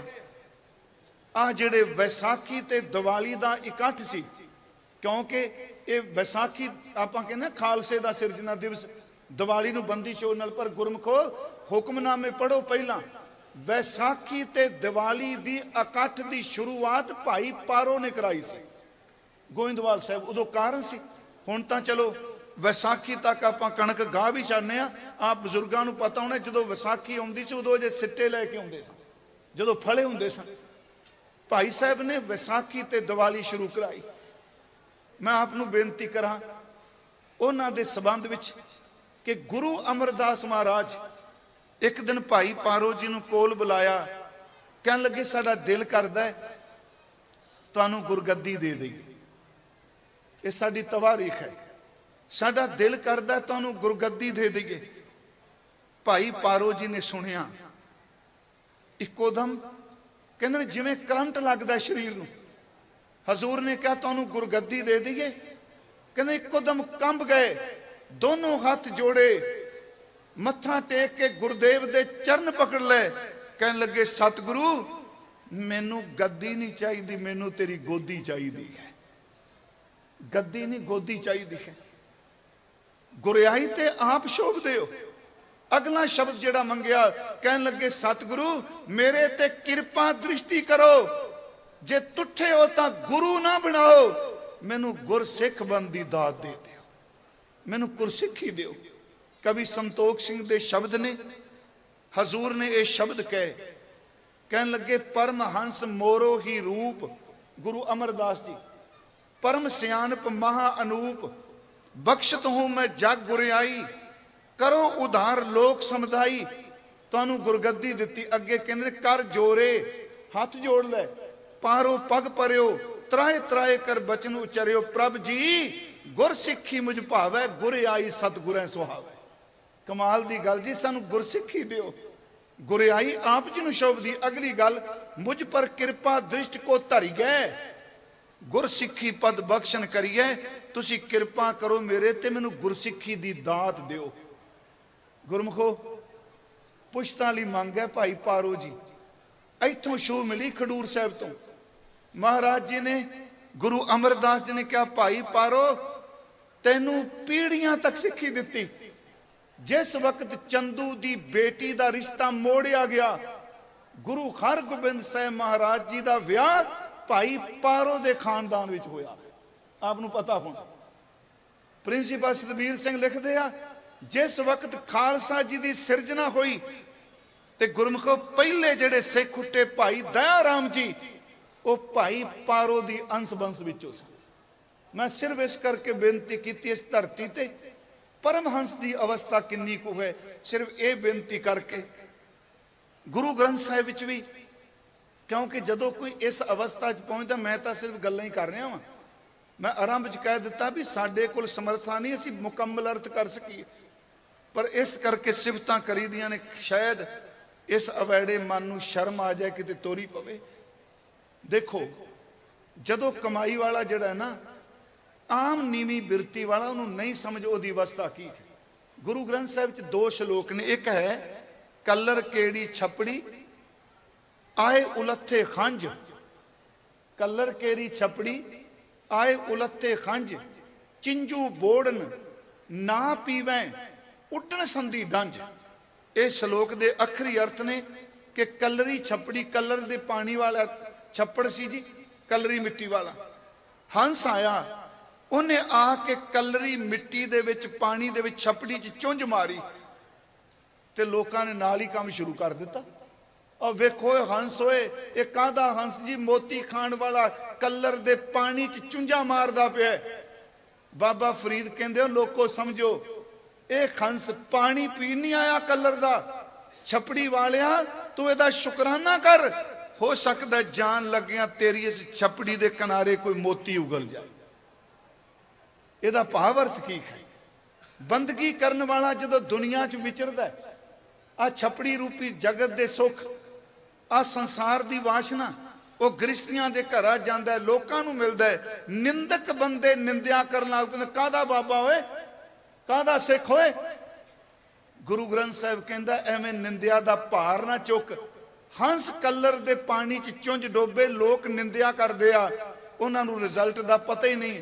ਬੰਦਗੀ ਕਰਨ ਵਾਲਾ ਜੇ ਮਾੜੇ ਬੰਦੇ ਦੇ ਘਰ ਵਿੱਚ ਵੀ ਜਾਏ, ਚੇਤੇ ਰੱਖੀ ਉਹ ਵਾਸ਼ਨਾ ਲੁਪਤ ਹੋਣੀ ਆ, ਕੁਝ ਜੀਵਨ ਵਿੱਚੋਂ ਦੇਣ ਆਇਆ। ਕਲਰ ਕੇਰੀ ਛਪੜੀ ਆਏ ਉਲੱਥੇ ਖੰਜ, ਚਿੰਜੂ ਬੋੜਨ ਨਾ ਪੀਵੇਂ। ਉਹ ਪਾਣੀ ਨਹੀਂ ਪੀਂਦੇ, ਉੱਡਣ ਸੰਧੀ ਡੰਜ। ਇਹਦਾ ਮਤਲਬ ਕਲਰ ਦੀ ਛਪੜੀ ਵਿੱਚ ਖੰਸ ਗਿਆ, ਪਰ ਖੰਸ ਉਹਦਾ ਸੇਵਨ ਨਹੀਂ ਕਰ ਰਿਹਾ। ਬੰਦਗੀ ਕਰਨ ਵਾਲਾ ਵਸ਼ਈਆਂ ਦੇ ਵਿੱਚ ਵੀ ਤੁਰਿਆ ਫਿਰਦਾ, ਜੀਵਨ ਪਲਟ ਕੇ ਚਲਾ ਜਾਂਦਾ, ਪਰ ਆਪ ਵਾਸ਼ਨਾ ਚ ਲੁਪਤ ਨਹੀਂ ਹੁੰਦਾ। ਇਸ ਤੋਂ ਅਗਲਾ ਇੱਕ ਹੋਰ ਸ਼ਲੋਕ ਹੈ, ਹੰਸ ਉੱਡਰ ਕੋਧਰੇ ਪਿਆ। ਕੋਧਰੇ ਦਾ ਖੇਤ, ਹੰਸ ਉੱਥੇ ਪੈ ਗਿਆ। ਲੋਕ ਵਿਡਾਰਨ ਜਾਏ, ਲੋਕੀ ਡਾਂਗਾ ਲੈ ਕੇ ਤੁਰ ਪਏ ਵੀ ਹੰਸ ਕੋਧਰਾ ਖਾ ਗਿਆ। ਅੱਗੇ ਕਹਿੰਦੇ ਗਹਿਲਾ ਲੋਕ ਨਾ ਜਾਣਦਾ, ਹੰਸ ਨਾ ਕੋਧਰਾ ਖਾਏ। ਕਮਾਈ ਵਾਲਾ ਕੁਝ ਬਣਾਉਂਦਾ ਹੈ, ਮੰਨ ਲਓ ਆ ਅਸੀਂ ਕਹਿੰਦੇ ਕਾਰ ਸੇਵਾ, ਇੰਨਾ ਕੁਝ ਬਣਾਇਆ। ਨਿੰਦਕ ਬੰਦੇ ਕਹਿਣਗੇ ਵੇਖੋ ਆਪਣੀਆਂ ਜਾਇਦਾਦਾਂ ਬਣਾ, ਸੋਨੂੰ ਮਿਲਦਾ, ਆ ਕੁਝ ਹੋ ਗਿਆ। ਪਰ ਜਿਹੜਾ ਸਹੀ ਅਰਥਾਂ ਵਿੱਚ ਗੁਰਮੁਖ ਮਹਾਂਪੁਰਖ ਹੈ, ਉਹਦੀ ਤੁਲਨਾ ਦਿੱਤੀ ਲੋਕੋ। ਹੰਸ ਜੇ ਕੋਧਰੇ ਦੇ ਖੇਤ ਚ ਆਇਆ, ਤੁਹਾਡਾ ਕੁਝ ਖਾਣ ਨਹੀਂ ਆਇਆ, ਇਸ ਕੋਧਰੇ ਦੇ ਖੇਤ ਵਿੱਚ ਵੀ ਉਹਨੇ ਮੋਤੀ ਦੇ ਕੇ ਚਲੇ ਜਾਏ। ਇਹਦਾ ਮਤਲਬ ਸੰਸਾਰੀ ਲੋਕੋ, ਤੁਹਾਡੇ ਭਲੇ ਲਈ ਮਹਾਂਪੁਰਖ ਹੁੰਦਾ ਹੈ। ਅਗਲੀ ਬੇਨਤੀ, ਪਰਮਹੰਸ ਗੁਰਮਤਿ ਨੇ ਕੀ ਕਿਹਾ? ਭਾਈ ਗੁਰਦਾਸ ਸਾਹਿਬ ਨੂੰ ਕਿਸੇ ਪੁੱਛਿਆ ਵੀ ਹੰਸ ਤਾਂ ਹੁੰਦੇ ਨੇ, ਪਰਮਹੰਸ ਕਿਉਂ? ਮੈਂ ਤਾਂ ਕਿਹਾ ਨਹੀਂ, ਇੱਥੇ ਸਵਾਲ ਪੈਦਾ ਹੋਇਆ ਸੀ ਪਰਮਹੰਸ ਕੀ ਹੁੰਦਾ। ਭਾਈ ਸਾਹਿਬ ਕਹਿੰਦੇ ਹੰਸ ਦਾ ਪਹਿਲਾ ਗੁਣ ਹੈ ਉਹ ਮਾਨ ਸਰੋਵਰ ਤੇ ਜਾਂਦਾ ਹੈ, ਤੇ ਸਿੱਖ ਦਾ ਪਹਿਲਾ ਗੁਣ ਹੈ ਉਹ ਗੁਰਦੁਆਰੇ ਧਰਮਸ਼ਾਲਾ ਚ ਨਿਸ਼ਾਨ ਸਾਹਿਬ ਦੇਖ ਕੇ ਜਾਂਦਾ ਹੈ। ਕਹਿੰਦੇ ਹੰਸ ਦਾ ਦੂਜਾ ਗੁਣ ਹੈ ਉਹ ਮੋਤੀ ਚੁਣਦਾ ਹੈ, ਤੇ ਪਰਮਹੰਸ ਦਾ ਗੁਣ ਉਹ ਸੁਰਤ ਦੀ ਜੀਭ ਨਾਲ ਨਾਮ ਦਾ ਮੋਤੀ ਚੁਣਦਾ ਹੈ। ਸਵਾਲ ਕਰਨ ਵਾਲਾ ਕਹਿੰਦਾ ਫਿਰ ਗੁਣ ਤੇ ਬਰਾਬਰ ਹੀ ਨੇ ਨਾ। ਜੇ ਹੰਸ ਮਾਨ ਸਰੋਵਰ ਤੇ ਜਾਂਦਾ, ਪਰਮਹੰਸ ਗੁਰਦੁਆਰੇ ਜਾਂਦਾ, ਫਿਰ ਕੀ ਫਰਕ? ਹੰਸ ਮੋਤੀ ਚੁਣਦਾ ਹੈ ਤੇ ਪਰਮਹੰਸ ਸੁਰਤ ਦੀ ਜੀਭ ਨਾਲ ਨਾਮ ਦੇ ਮੋਤੀ ਚੁਣਦਾ ਹੈ। ਉਹ ਕਹਿੰਦਾ ਗੁਣ ਬਰਾਬਰ। ਉਹਨਾਂ ਤੀਸਰੀ ਗੱਲ ਕਹੀ ਵੀ ਹੰਸ ਦੁੱਧ ਤੇ ਪਾਣੀ ਨੂੰ ਨਖੇੜ ਦਿੰਦਾ ਹੈ, ਤੇ ਪਰਮਹੰਸ ਗੁਰਮਤ ਤੇ ਦੁਰਮਤ ਨੂੰ ਨਖੇੜ ਦਿੰਦਾ ਹੈ। ਸ਼ੰਕਾਵਾਦੀ ਕਹਿੰਦਾ ਫਿਰ ਸਵਾਲ ਤੇ ਉੱਥੇ ਹੀ ਖਲੋਤਾ ਰਿਹਾ ਨਾ, ਗੁਣ ਤਾਂ ਫਿਰ ਵੀ ਇੱਕੋ ਜਿਹਾ ਰਿਹਾ। ਅੱਗੇ ਭਾਈ ਸਾਹਿਬ ਕਹਿੰਦੇ ਆ ਲੋਕੋ, ਹੰਸ ਮਾਨ ਸਰੋਵਰ ਤੇ ਜਾਂਦਾ ਹੈ ਤੇ ਪਰਮਹੰਸ ਗੁਰੂ ਕੋਲ ਜਾਂਦਾ ਹੈ। ਹੰਸ ਮੋਤੀ ਚੁਣਦਾ ਹੈ, ਪਰਮਹੰਸ ਗੁਰਸਿੱਖ ਸ਼ਬਦ ਦਾ ਮੋਤੀ ਚੁਣਦਾ ਹੈ। ਹੰਸ ਦੁੱਧ ਤੇ ਪਾਣੀ ਨੂੰ ਨਖੇੜਦਾ ਹੈ, ਪਰਮਹੰਸ ਦੁਰਮਤ ਤੇ ਗੁਰਮਤ ਨੂੰ ਨਖੇੜਦਾ ਹੈ। ਕਹਿਣ ਲੱਗੇ ਅਗਲੀ ਗੱਲ ਯਾਦ ਰੱਖਿਓ, ਹੰਸ ਕੋਲ ਕਾਂ ਆ ਜਾਏ, ਸਾਰੀ ਜ਼ਿੰਦਗੀ ਹੰਸ ਕੋਲ ਬੈਠਾ ਕਾਂ ਹੀ ਰਹੇਗਾ। ਪਰ ਪਰਮਹੰਸ ਗੁਰਸਿੱਖ ਕੋਲ ਕਪਟੀ ਮਨ, ਕਾਲਾ ਮਨ ਆ ਜਾਏ ਤੇ ਪਰਮਹੰਸ ਆਪਣੇ ਵਰਗਾ ਹੰਸ ਬਣਾ ਦਿੰਦਾ ਹੈ। ਆਹ ਵਿਲੱਖਣਤਾ ਹੈ ਭਾਈ ਸਾਹਿਬ ਦੀ ਰਚਨਾ ਹੈ। ਮਾਨ ਸਰ ਹੰਸ ਸਾਧ ਸੰਗਤ ਪਰਮਹੰਸ, ਧਰਮ ਤੁਜਾ ਧਰਮਸ਼ਾਲਾ ਚਲ ਆਵਹੀ। ਉਤ ਮੁਕਤਾਲ ਆਹਰ ਦੁਤੀਆ ਨਾਸਤ, ਇਤ ਗੁਰ ਸ਼ਬਦ ਸੁਰਤ ਲਿਵ ਲਾਭਹੀ। ਉਤ ਖੀਰ ਨੀਰ ਨਰਵਾਰੋ ਕੈ ਬਖਾਨੀਅਤ, ਇਤ ਦੁਰਮਤ ਗੁਰਮਤ ਸਮਝਾਵਹੀ। ਅਗਲੇ ਸ਼ਬਦ ਨੇ ਉਧਰ ਹੰਸ ਜਿਹੜਾ ਹੈ ਉਹਦਾ ਜੀਵਨ ਕਾਂ ਦਾ ਨਹੀਂ ਬਦਲ ਸਕਦਾ। ਉਤ ਬਗ ਹੰਸ ਬੰਸ ਦੁਬਦਾ ਨਾ ਮੇੜ ਸਕੈ, ਇਤ ਕਾਗ ਪਾਗ ਸਮ ਰੂਪ ਕੈ ਲਖਾਵਹੀ। ਇੱਥੇ ਬਗਲੇ ਤੇ ਕਾਂ ਵੀ ਪਰਮਹੰਸ ਬਣ ਜਾਂਦੇ ਆ। ਮੇਰੇ ਕਹਿਣ ਤੋਂ ਮੁਰਾਦ ਤੁਸੀਂ ਉਸ ਧਰਤੀ ਤੇ ਬੈਠੇ ਹੋ ਜਿੱਥੇ ਸੱਚੀ ਮੁੱਚੀ ਉਹਨਾਂ ਪਰਮਹੰਸਾਂ ਨੂੰ ਤੁਸੀਂ ਯਾਦ ਕਰਦੇ। ਮੈਂ ਤਾਂ ਇਹ ਸ਼ੁਰੂਆਤ ਲਈ ਕਿਉਂਕਿ ਜੀਵਨ ਹੀ ਜੀਵਨ ਪਲਟਦੇ ਹੁੰਦੇ ਨੇ। ਅਸੀਂ ਜਦੋਂ ਕਹਿੰਦੇ ਹੁਣ ਕਿਉਂਕਿ ਬੜਾ ਚੱਲਦਾ ਵਰਤਾਰਾ, ਇੱਕ ਬੰਦਾ ਗਲਤੀ ਕਰਦਾ ਸਭ ਨੂੰ ਬੰਨ ਦਿੰਦੇ ਆ ਨਾਲ, ਨਹੀਂ ਜੀ ਕੋਈ ਸੰਤ ਨਹੀਂ, ਕੋਈ ਗੁਰਮੁਖ ਨਹੀਂ। ਅਸਲ 'ਚ ਬੰਦਾ ਅੰਦਰੋਂ ਇੰਨਾ ਕੁ ਕਲਪ ਜਾਂਦਾ ਨਾ, ਆਪਣੀ ਕਲਪਨਾ ਨੂੰ ਜ਼ਾਹਰ ਕਰਨ ਦਾ ਉਹ ਤਰੀਕਾ ਹੀ ਕੋਈ ਨਹੀਂ ਰਹਿੰਦਾ। ਮੈਂ ਕੱਲ ਕਿਹਾ ਜੀ ਭਾਈ ਮੱਖਣ ਸ਼ਾਹ ਵਰਗਾ ਸਿੱਦਕੀ ਸਿੱਖ ਸਾਰਾ ਦਿਨ ਘੁੰਮਦਾ ਰਿਹਾ, 22 ਟੱਕਰੇ। ਉਹ ਸ਼ਾਮ ਨੂੰ ਥੱਕ ਗਿਆ ਤੇ ਅੰਦਰੋਂ ਆਵਾਜ਼ ਆਈ 22 ਪਖੰਡੀ ਹੋ ਸਕਦੇ ਆ, ਇੱਕ ਤਾਂ ਕਿਤੇ ਬੈਠਾ ਹੀ ਹੋਵੇਗਾ ਜਿਹਨੂੰ ਹਰਿਕ੍ਰਿਸ਼ਨ ਸਾਹਿਬ ਨੇ ਕਿਹਾ। ਇਸ ਬਿਰਤੀ ਨਾਲ ਆਪਾਂ ਚੱਲੀਏ ਕਿ ਇਹ ਧਰਤੀ ਬੰਦਗੀ ਕਰਨ ਵਾਲਿਆਂ ਦੀ ਹੈ ਤੇ ਬੰਦਗੀ ਕਰਨ ਵਾਲਿਆਂ ਦੇ ਸਿਰ ਤੇ ਖਲੋਤੀ ਹੈ। ਥੰਮੇ ਕੋਈ ਨਾ ਸਾਧ ਬਿਨ ਕਹਿਤਾ ਬਾਬਾ ਜੀ ਨੇ, ਇਹਦਾ ਮਤਲਬ ਥਾਮ ਸਾਧ ਹੀ ਥੰਮ ਸਕਦਾ ਹੈ। ਸਾਧਨਾ ਦਿਖੈ ਦਿਸੈ ਜਗ ਵਿੱਚ ਕੋਵਾ।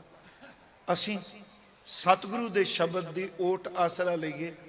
ਜਿਵੇਂ ਮਹਾਂਪੁਰਖ ਥਾਂ ਪਰ ਥਾਂ ਰੁੱਖ ਲਾ ਲਿਆ, ਪਾਣੀ ਦਾ ਪ੍ਰਬੰਧ ਹੁੰਦਾ ਪਿਆ, ਤੇ ਮੈਂ ਤਾਂ ਬੇਨਤੀ ਕਰਾਂਗਾ ਜੀ, ਜੇ ਮੰਨ ਲਓ ਸਾਡੇ ਕੋਲ ਬਾਬਾ ਜੀ ਜੰਗਲ ਵੀ ਲਵਾ ਰਹੇ ਆ, ਸਾਨੂੰ ਸਾਰਿਆਂ ਨੂੰ ਆਪਣੇ ਆਪ ਵੀ ਰੁੱਖ ਲਾਣੇ ਚਾਹੀਦੇ ਆ। ਰੁੱਖ ਦਰਵੇਸ਼ ਹੁੰਦਾ ਹੈ, ਤੇ ਦਰਵੇਸ਼ ਕੁਝ ਦੇ ਕੇ ਜਾਂਦਾ, ਕੁਝ ਲੈ ਕੇ ਨਹੀਂ ਜਾਂਦਾ। ਮੈਂ ਹੈਰਾਨ ਹੋਇਆ, ਗੁਰੂ ਗ੍ਰੰਥ ਸਾਹਿਬ ਵਿੱਚ ਇਹ ਸੰਤ ਤੇ ਰੁੱਖ ਇੱਕ ਬਰਾਬਰ ਨੇ। ਫਰੀਦਾ ਸਾਹਿਬ ਦੀ ਕਰ ਚਾਕਰੀ ਦਿਲ ਦੀ ਲਾਹੇ ਭਰਾਂਦ, ਦਰਵੇਸ਼ਾਂ ਨੂੰ ਲੋੜੀ ਹੈ ਰੁੱਖਾਂ ਦੀ ਜਿਰਾਂਦ। ਦਰਵੇਸ਼ ਰੁੱਖ ਵਰਗੇ ਹੁੰਦੇ ਆ, ਤੇ ਰੁੱਖ ਸਾਡੀ ਕੋਠੀ ਜਿੰਨਾ ਥਾਂ ਥੋੜਾ ਘੇਰਦਾ। ਆ ਦੇਖੋ ਸਾਹਮਣੇ ਲੱਗੇ ਆ 2-2 3-3 ਗਿੱਠਾਂ ਥਾਂ ਘੇਰੀ, ਤੇ ਉੱਤੇ ਨੇ, ਉਹ ਉੱਤੇ ਵਾਧਾ ਕਰਦੇ ਪਿਆ। ਦਰਵੇਸ਼ ਧਰਤੀ ਤੇ ਥਾਂ ਥੋੜਾ ਹੀ ਲੈਂਦਾ, ਪਰ ਉਹਦੀਆਂ ਉਡਾਰੀਆਂ ਉੱਚੇ ਅਸਮਾਨ ਵਿੱਚ ਹੁੰਦੀਆਂ। ਇਹਦੇ ਨਾਲ ਮੈਂ ਸਮਾਪਤੀ ਕਰਾਂਗਾ, ਕਿਉਂਕਿ ਇੱਥੇ ਹਰ ਤਰ੍ਹਾਂ ਦੀ ਸੇਵਾ ਹੋ ਰਹੀ ਹੈ। ਭਾਈ ਵੀਰ ਸਿੰਘ ਦਾ ਇੱਕ ਨਜ਼ਮ ਹੈ, ਕਹਿੰਦੇ ਰੁੱਖ ਨੂੰ ਵੱਢਣ ਗਿਆ ਤੇ ਰੁੱਖ ਬੋਲ ਪਿਆ। ਉਂਝ ਬੋਲਦੇ ਨੇ ਰੁੱਖ, ਪਾਤੀ ਪਾਤੀ ਜੀਓ, ਪੱਤੇ ਪੱਤੇ ਵਿੱਚ ਚੇਤਨਾ ਹੈ। ਭਾਈ ਸਾਹਿਬ ਨੇ ਕਿਹਾ, ਰੁੱਖ ਬੋਲ ਕੇ ਕਹਿੰਦਾ, ਉਹ ਧਰਤੀ ਦੇ ਤੰਗ ਦੇ ਲੋਕੋ ਕਿਉਂ ਨਾਲ ਆ ਸਾਡੇ ਲੜਦੇ। ਰੁੱਖਾਂ ਵੱਢਣ ਵਾਲਿਆਂ ਨੂੰ, ਉਹ ਧਰਤੀ ਦੇ ਤੰਗ ਦੇ ਲੋਕੋ ਕਿਉਂ ਨਾਲ ਆ ਸਾਡੇ ਲੜਦੇ। ਚੌੜੇ ਦਾਓ ਅਸਾਂ ਨਹੀਂ ਜਾਣਾ, ਸਿੱਧਾ ਜਾਣਾ ਚੜ੍ਹਦੇ। ਇਹ ਧਰਤੀ ਦੇ ਤੰਗ ਦੇ ਲੋਕੋ ਕਿਉਂ ਨਾਲ ਸਾਡੇ ਲੜਦੇ। ਚੌੜੇ ਦਾਓ ਅਸਾਂ ਨਹੀਂ ਜਾਣਾ, ਸਿੱਧੇ ਜਾਣਾ ਚੜ੍ਹਦੇ। ਗਿੱਠ ਥਾਂ ਧਰਤੀ ਤੇ ਮੱਲੀ, ਘੇਰੇ ਅਤੇ ਫੈਲਾਓ ਸਾਡੇ ਵਿੱਚ ਅਸਮਾਨਾਂ ਹੋਸਣ। ਮੇਰਾ ਫੈਲਾਓ ਅਸਮਾਨ ਵਿੱਚ ਹੋਵੇਗਾ, ਘੇਰੇ ਅਤੇ ਫੈਲਾਓ ਸਾਡੇ ਵਿੱਚ ਅਸਮਾਨਾਂ ਹੋਸਣ। ਗਿੱਠ ਥਾਂ ਧਰਤੀ ਤੇ ਮੱਲੀ, ਅਜੇ ਤੁਸੀਂ ਉਹ ਲੜਦੇ। ਕਿੰਨੀ ਕੁ ਥਾਂ ਰੁੱਖ ਮਲਦਾ ਹੈ। ਤੇ ਪੰਜਾਬ ਵਿੱਚ 2 ਚੀਜ਼ਾਂ ਬਹੁਤ ਜ਼ਰੂਰੀ ਜੇ, ਇੱਕ ਰੁੱਖ ਤੇ ਦੂਜਾ ਪਾਣੀ। ਮੈਂ ਕਹਿੰਦਾ ਹੁਣ ਚਲੋ ਆਪਾਂ ਘਰ ਬਣਾਉਂਦੇ ਆ, ਤੇ ਘੱਟੋ ਘੱਟ ਇੱਕ ਨਾਲ ਬੋਰ ਇਹ ਵੀ ਕਰ ਲਈ ਵੀ ਸਾਰਾ ਪਾਣੀ ਜਿਹੜਾ ਉਹ ਘਰ ਦਾ ਧਰਤੀ ਵਿੱਚ ਹੀ ਜਾਣਾ। ਦੇਖੋ ਇਹਦੇ ਨਾਲ ਪਾਣੀ ਦੀ ਵੀ ਬਚਤ ਹੋਵੇਗੀ ਜੀ, ਪਾਣੀ ਵੀ ਸਾਨੂੰ ਮਿਲੇਗਾ, ਤੇ ਜਿਹੜਾ ਰੁੱਖ ਹੈ ਆ ਬਿਮਾਰੀਆਂ ਤੋਂ ਬਚਾਏਗਾ। ਕਿਉਂਕਿ ਜਿਉਂ-ਜਿਉਂ ਬੰਦਾ ਨੇਚਰ ਨੂੰ, ਕੁਦਰਤ ਨੂੰ ਛੇੜਦਾ, ਤੇ ਆਫਤਾਂ ਆਉਂਦੀਆਂ ਵੀ ਤਾਂ ਨੇ। ਤੇ ਜੇ ਇਹਨੂੰ ਨਾ ਛੇੜੇ, ਇਹਨੇ ਕੁਦਰਤ ਨੇ ਥੋੜਾ ਇਹਨੂੰ ਛੇੜਨਾ। ਜੇ ਛੇੜੋਗੇ ਤੇ ਅਗਲੀ ਨੇ ਉੱਤਰ ਦੇਣਾ ਹੀ ਦੇਣਾ ਹੈ। ਤੇ ਬਾਬਾ ਜੀ ਦਾ ਬਹੁਤ ਬਹੁਤ ਧੰਨਵਾਦ। ਸਮਾਂ ਮੇਰਾ ਪੂਰਾ ਹੋ ਗਿਆ, 1 ਘੰਟਾ ਕਿਹਾ ਸੀ, ਤੇ ਥੋੜਾ ਜਿਹਾ ਆਪਾਂ ਨਾਮ ਜਪ ਲਈਏ ਜੀ, ਮੇਰੀ ਬੇਨਤੀ ਹੈ। ਕਿਉਂਕਿ ਤੁਸੀਂ ਸਾਰੇ ਜਪਣ ਵਾਲੇ ਬੈਠੇ ਹੋ। ਸਾਰੀ ਕਥਾ ਦਾ ਮਕਸਦ ਇਹੀ ਹੁੰਦਾ ਹੈ ਜੀ, ਕਰੋ। ਮੈਨੂੰ ਯਾਦ ਹੈ ਬਾਬਾ ਹਰਬੰਸ ਸਿੰਘ ਜੀ ਕੋਲ ਬੈਠੇ ਜੀ ਉੱਥੇ ਮੰਗਲਾ ਸਾਹਿਬ ਕਥਾ ਕਰਕੇ। ਉਹ ਕਹਿੰਦੇ ਬਾਬਾ ਕਰਤਾਰ ਸਿੰਘ ਜੀ ਕਹਿੰਦੇ ਸਨ ਕਿ ਅਸੀਂ ਤੇ ਕਥਾ ਕਰਨੀ। ਨਿਮਰਤਾ ਨਾਲ ਕਿਹਾ ਨਾ, ਕਹਿੰਦੇ ਤੁਸੀਂ ਦੋਵੇਂ ਕੰਮ ਕਰੀ ਜਾਂਦੇ ਹੋ, ਅਸੀਂ ਕਿਨੇ ਸੇਵਾ ਤੇ ਸਿਮਰਨ ਕਰੋ, ਤੁਸੀਂ ਸਿਰ ਤੇ ਟੋਕਰੀ ਚਕਾਉਂਦੇ ਹੋ ਤੇ ਮੁਖ ਤੋਂ ਸਤਨਾਮ ਵਾਹਿਗੁਰੂ ਜਪਾਈ ਜਾਂਦੇ। ਆਓ ਪਹਿਲਾਂ ਦਾਸ ਬੋਲੇਗਾ, ਦੂਜੇ ਹਿੱਸੇ ਵਿੱਚ ਖਾਲਸਾ ਜੀ ਸਿੰਘੋ ਤੁਸੀਂ ਬੋਲਣਾ, ਤੇ ਤੀਜੇ ਹਿੱਸੇ ਵਿੱਚ ਬੀਬੀਆਂ। ਇੰਨੀ ਕੁ ਗੂੰਜ ਪਾ ਦਿਓ, ਕਰੋ ਕਿਰਪਾ ਜੀ। ਸਤਨਾਮ ਵਾਹਿਗੁਰੂ, ਸਤਨਾਮ ਵਾਹਿਗੁਰੂ। ਸਾਰੇ ਸਿੰਘ ਉੱਚੀ ਆਵਾਜ਼ ਚ।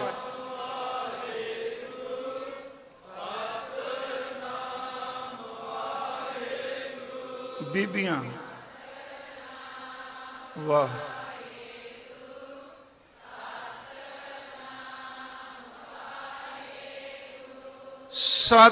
ਸਤਨਾਮ ਵਾਹਿਗੁਰੂ, ਸਤਨਾਮ ਵਾਹਿਗੁਰੂ।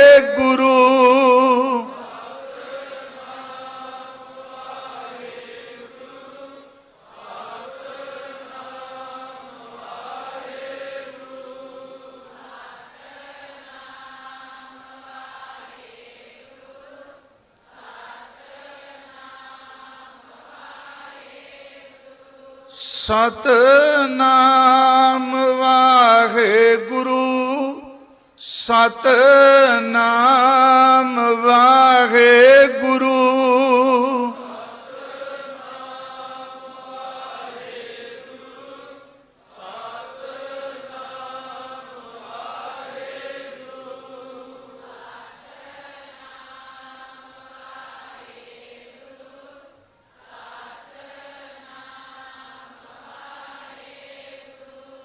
ਸਤਨਾਮ ਵਾਹਿਗੁਰੂ ਸਤਨਾਮ ਵਾਹਿਗੁਰੂ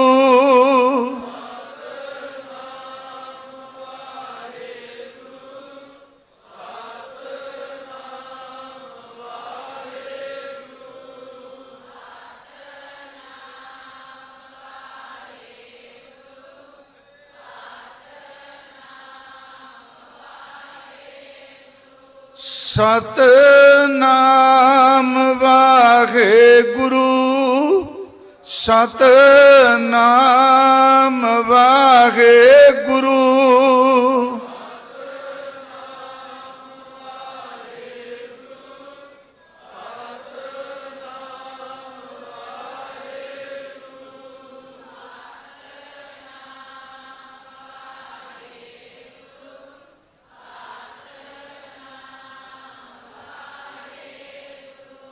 ਸਤਨਾਮ ਵਾਹਿਗੁਰੂ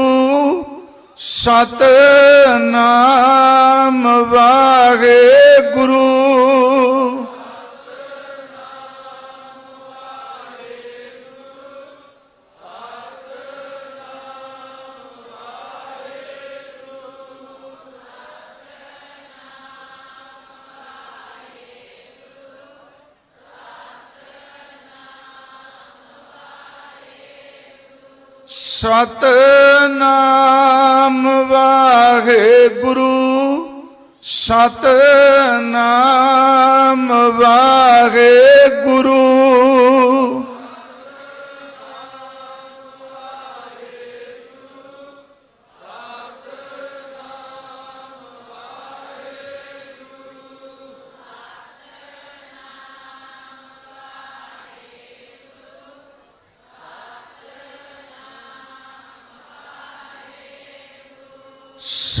ਸਤਨਾਮ ਵਾਹਿਗੁਰੂ ਸਤਨਾਮ ਵਾਹਿਗੁਰੂ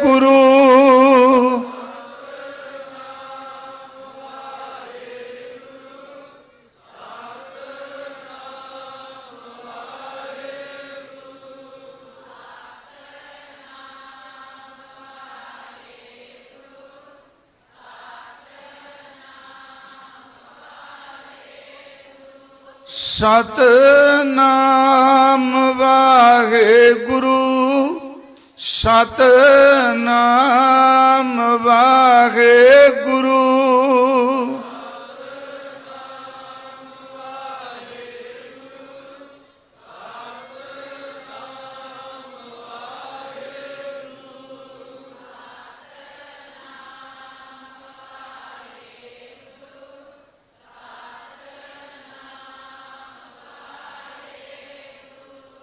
ਵਾਹਿਗੁਰੂ ਵਾਹਿਗੁਰੂ ਵਾਹਿਗੁਰੂ ਵਾਹਿਗੁਰੂ ਵਾਹਿਗੁਰੂ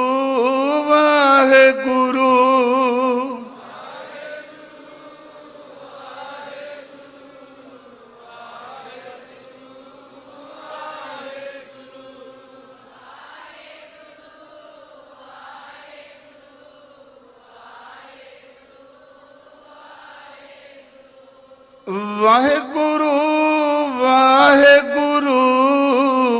ਵਾਹਿਗੁਰੂ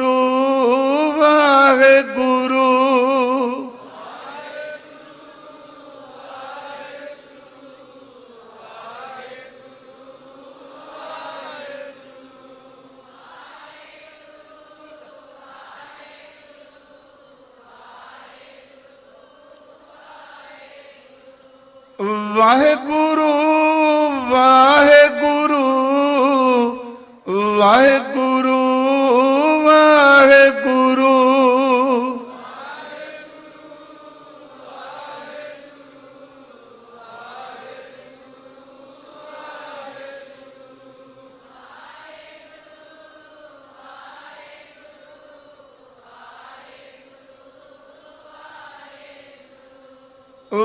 ਵਾਹਿਗੁਰੂ ਵਾਹਿਗੁਰੂ ਵਾਹਿਗੁਰੂ ਵਾਹਿਗੁਰੂ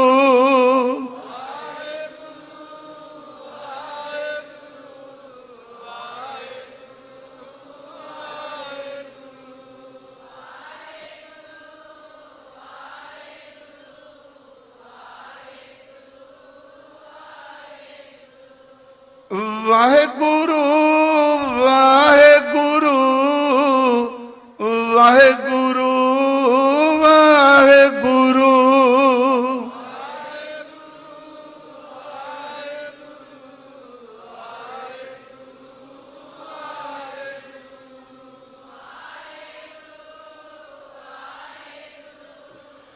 ਵਾਹਿਗੁਰੂ ਵਾਹਿਗੁਰੂ।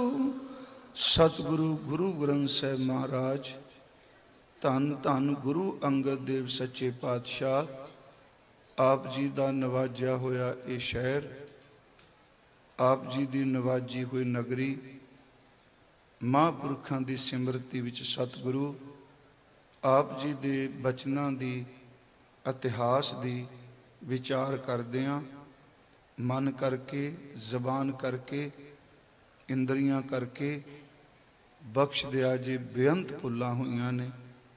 ਅਤੀ ਸਨਮਾਨਯੋਗ ਬਾਬਾ ਸੇਵਾ ਸਿੰਘ ਜੀ, ਉਹਨਾਂ ਦਾ ਬਹੁਤ ਤਹਿ ਦਿਲੋਂ ਧੰਨਵਾਦੀ ਹਾਂ। ਪਿਛਲੇ ਕੁਝ ਸਾਲ ਮੈਂ ਆ ਨਹੀਂ ਸਕਿਆ, ਸਰੀਰਕ ਤੌਰ ਤੇ ਵੀ, ਬਿਮਾਰੀ ਦੇ ਤੌਰ ਤੇ ਵੀ, ਫਿਰ ਵੀ ਜਦੋਂ ਅੱਗੋਂ ਮਾਲਕ ਕਿਰਪਾ ਕਰੇ ਯਤਨ ਕਰਾਂਗਾ। ਔਰ ਸਿੰਘ ਸਾਹਿਬ ਗਿਆਨੀ ਮਲਕੀਤ ਸਿੰਘ ਆਏ ਸਨ ਮੇਰੇ ਨਾਲ, ਉਹਨਾਂ ਨੂੰ ਅਸਲ 'ਚ ਸਿੰਘ ਸਾਹਿਬ ਗਿਆਨੀ ਹਰਪ੍ਰੀਤ ਸਿੰਘ ਜੀ ਜਥੇਦਾਰ ਸ਼੍ਰੀ ਅਕਾਲ ਤਖਤ ਸਾਹਿਬ, ਉਹਨਾਂ ਵੱਲੋਂ ਭੇਜਿਆ ਗਿਆ ਸੀ। ਉਹਨਾਂ ਜਲਦੀ ਜਾਣਾ ਸੀ, ਮੈਨੂੰ ਕਹਿ ਗਏ ਵੀ ਹਾਜ਼ਰੀ ਜ਼ਰੂਰ ਲਵਾਇਆ ਜੀ। ਸਭ ਦਾ ਧੰਨਵਾਦ ਜੀ। ਵਾਹਿਗੁਰੂ ਜੀ ਕਾ ਖਾਲਸਾ, ਵਾਹਿਗੁਰੂ ਜੀ ਕੀ ਫਤਿਹ। बोले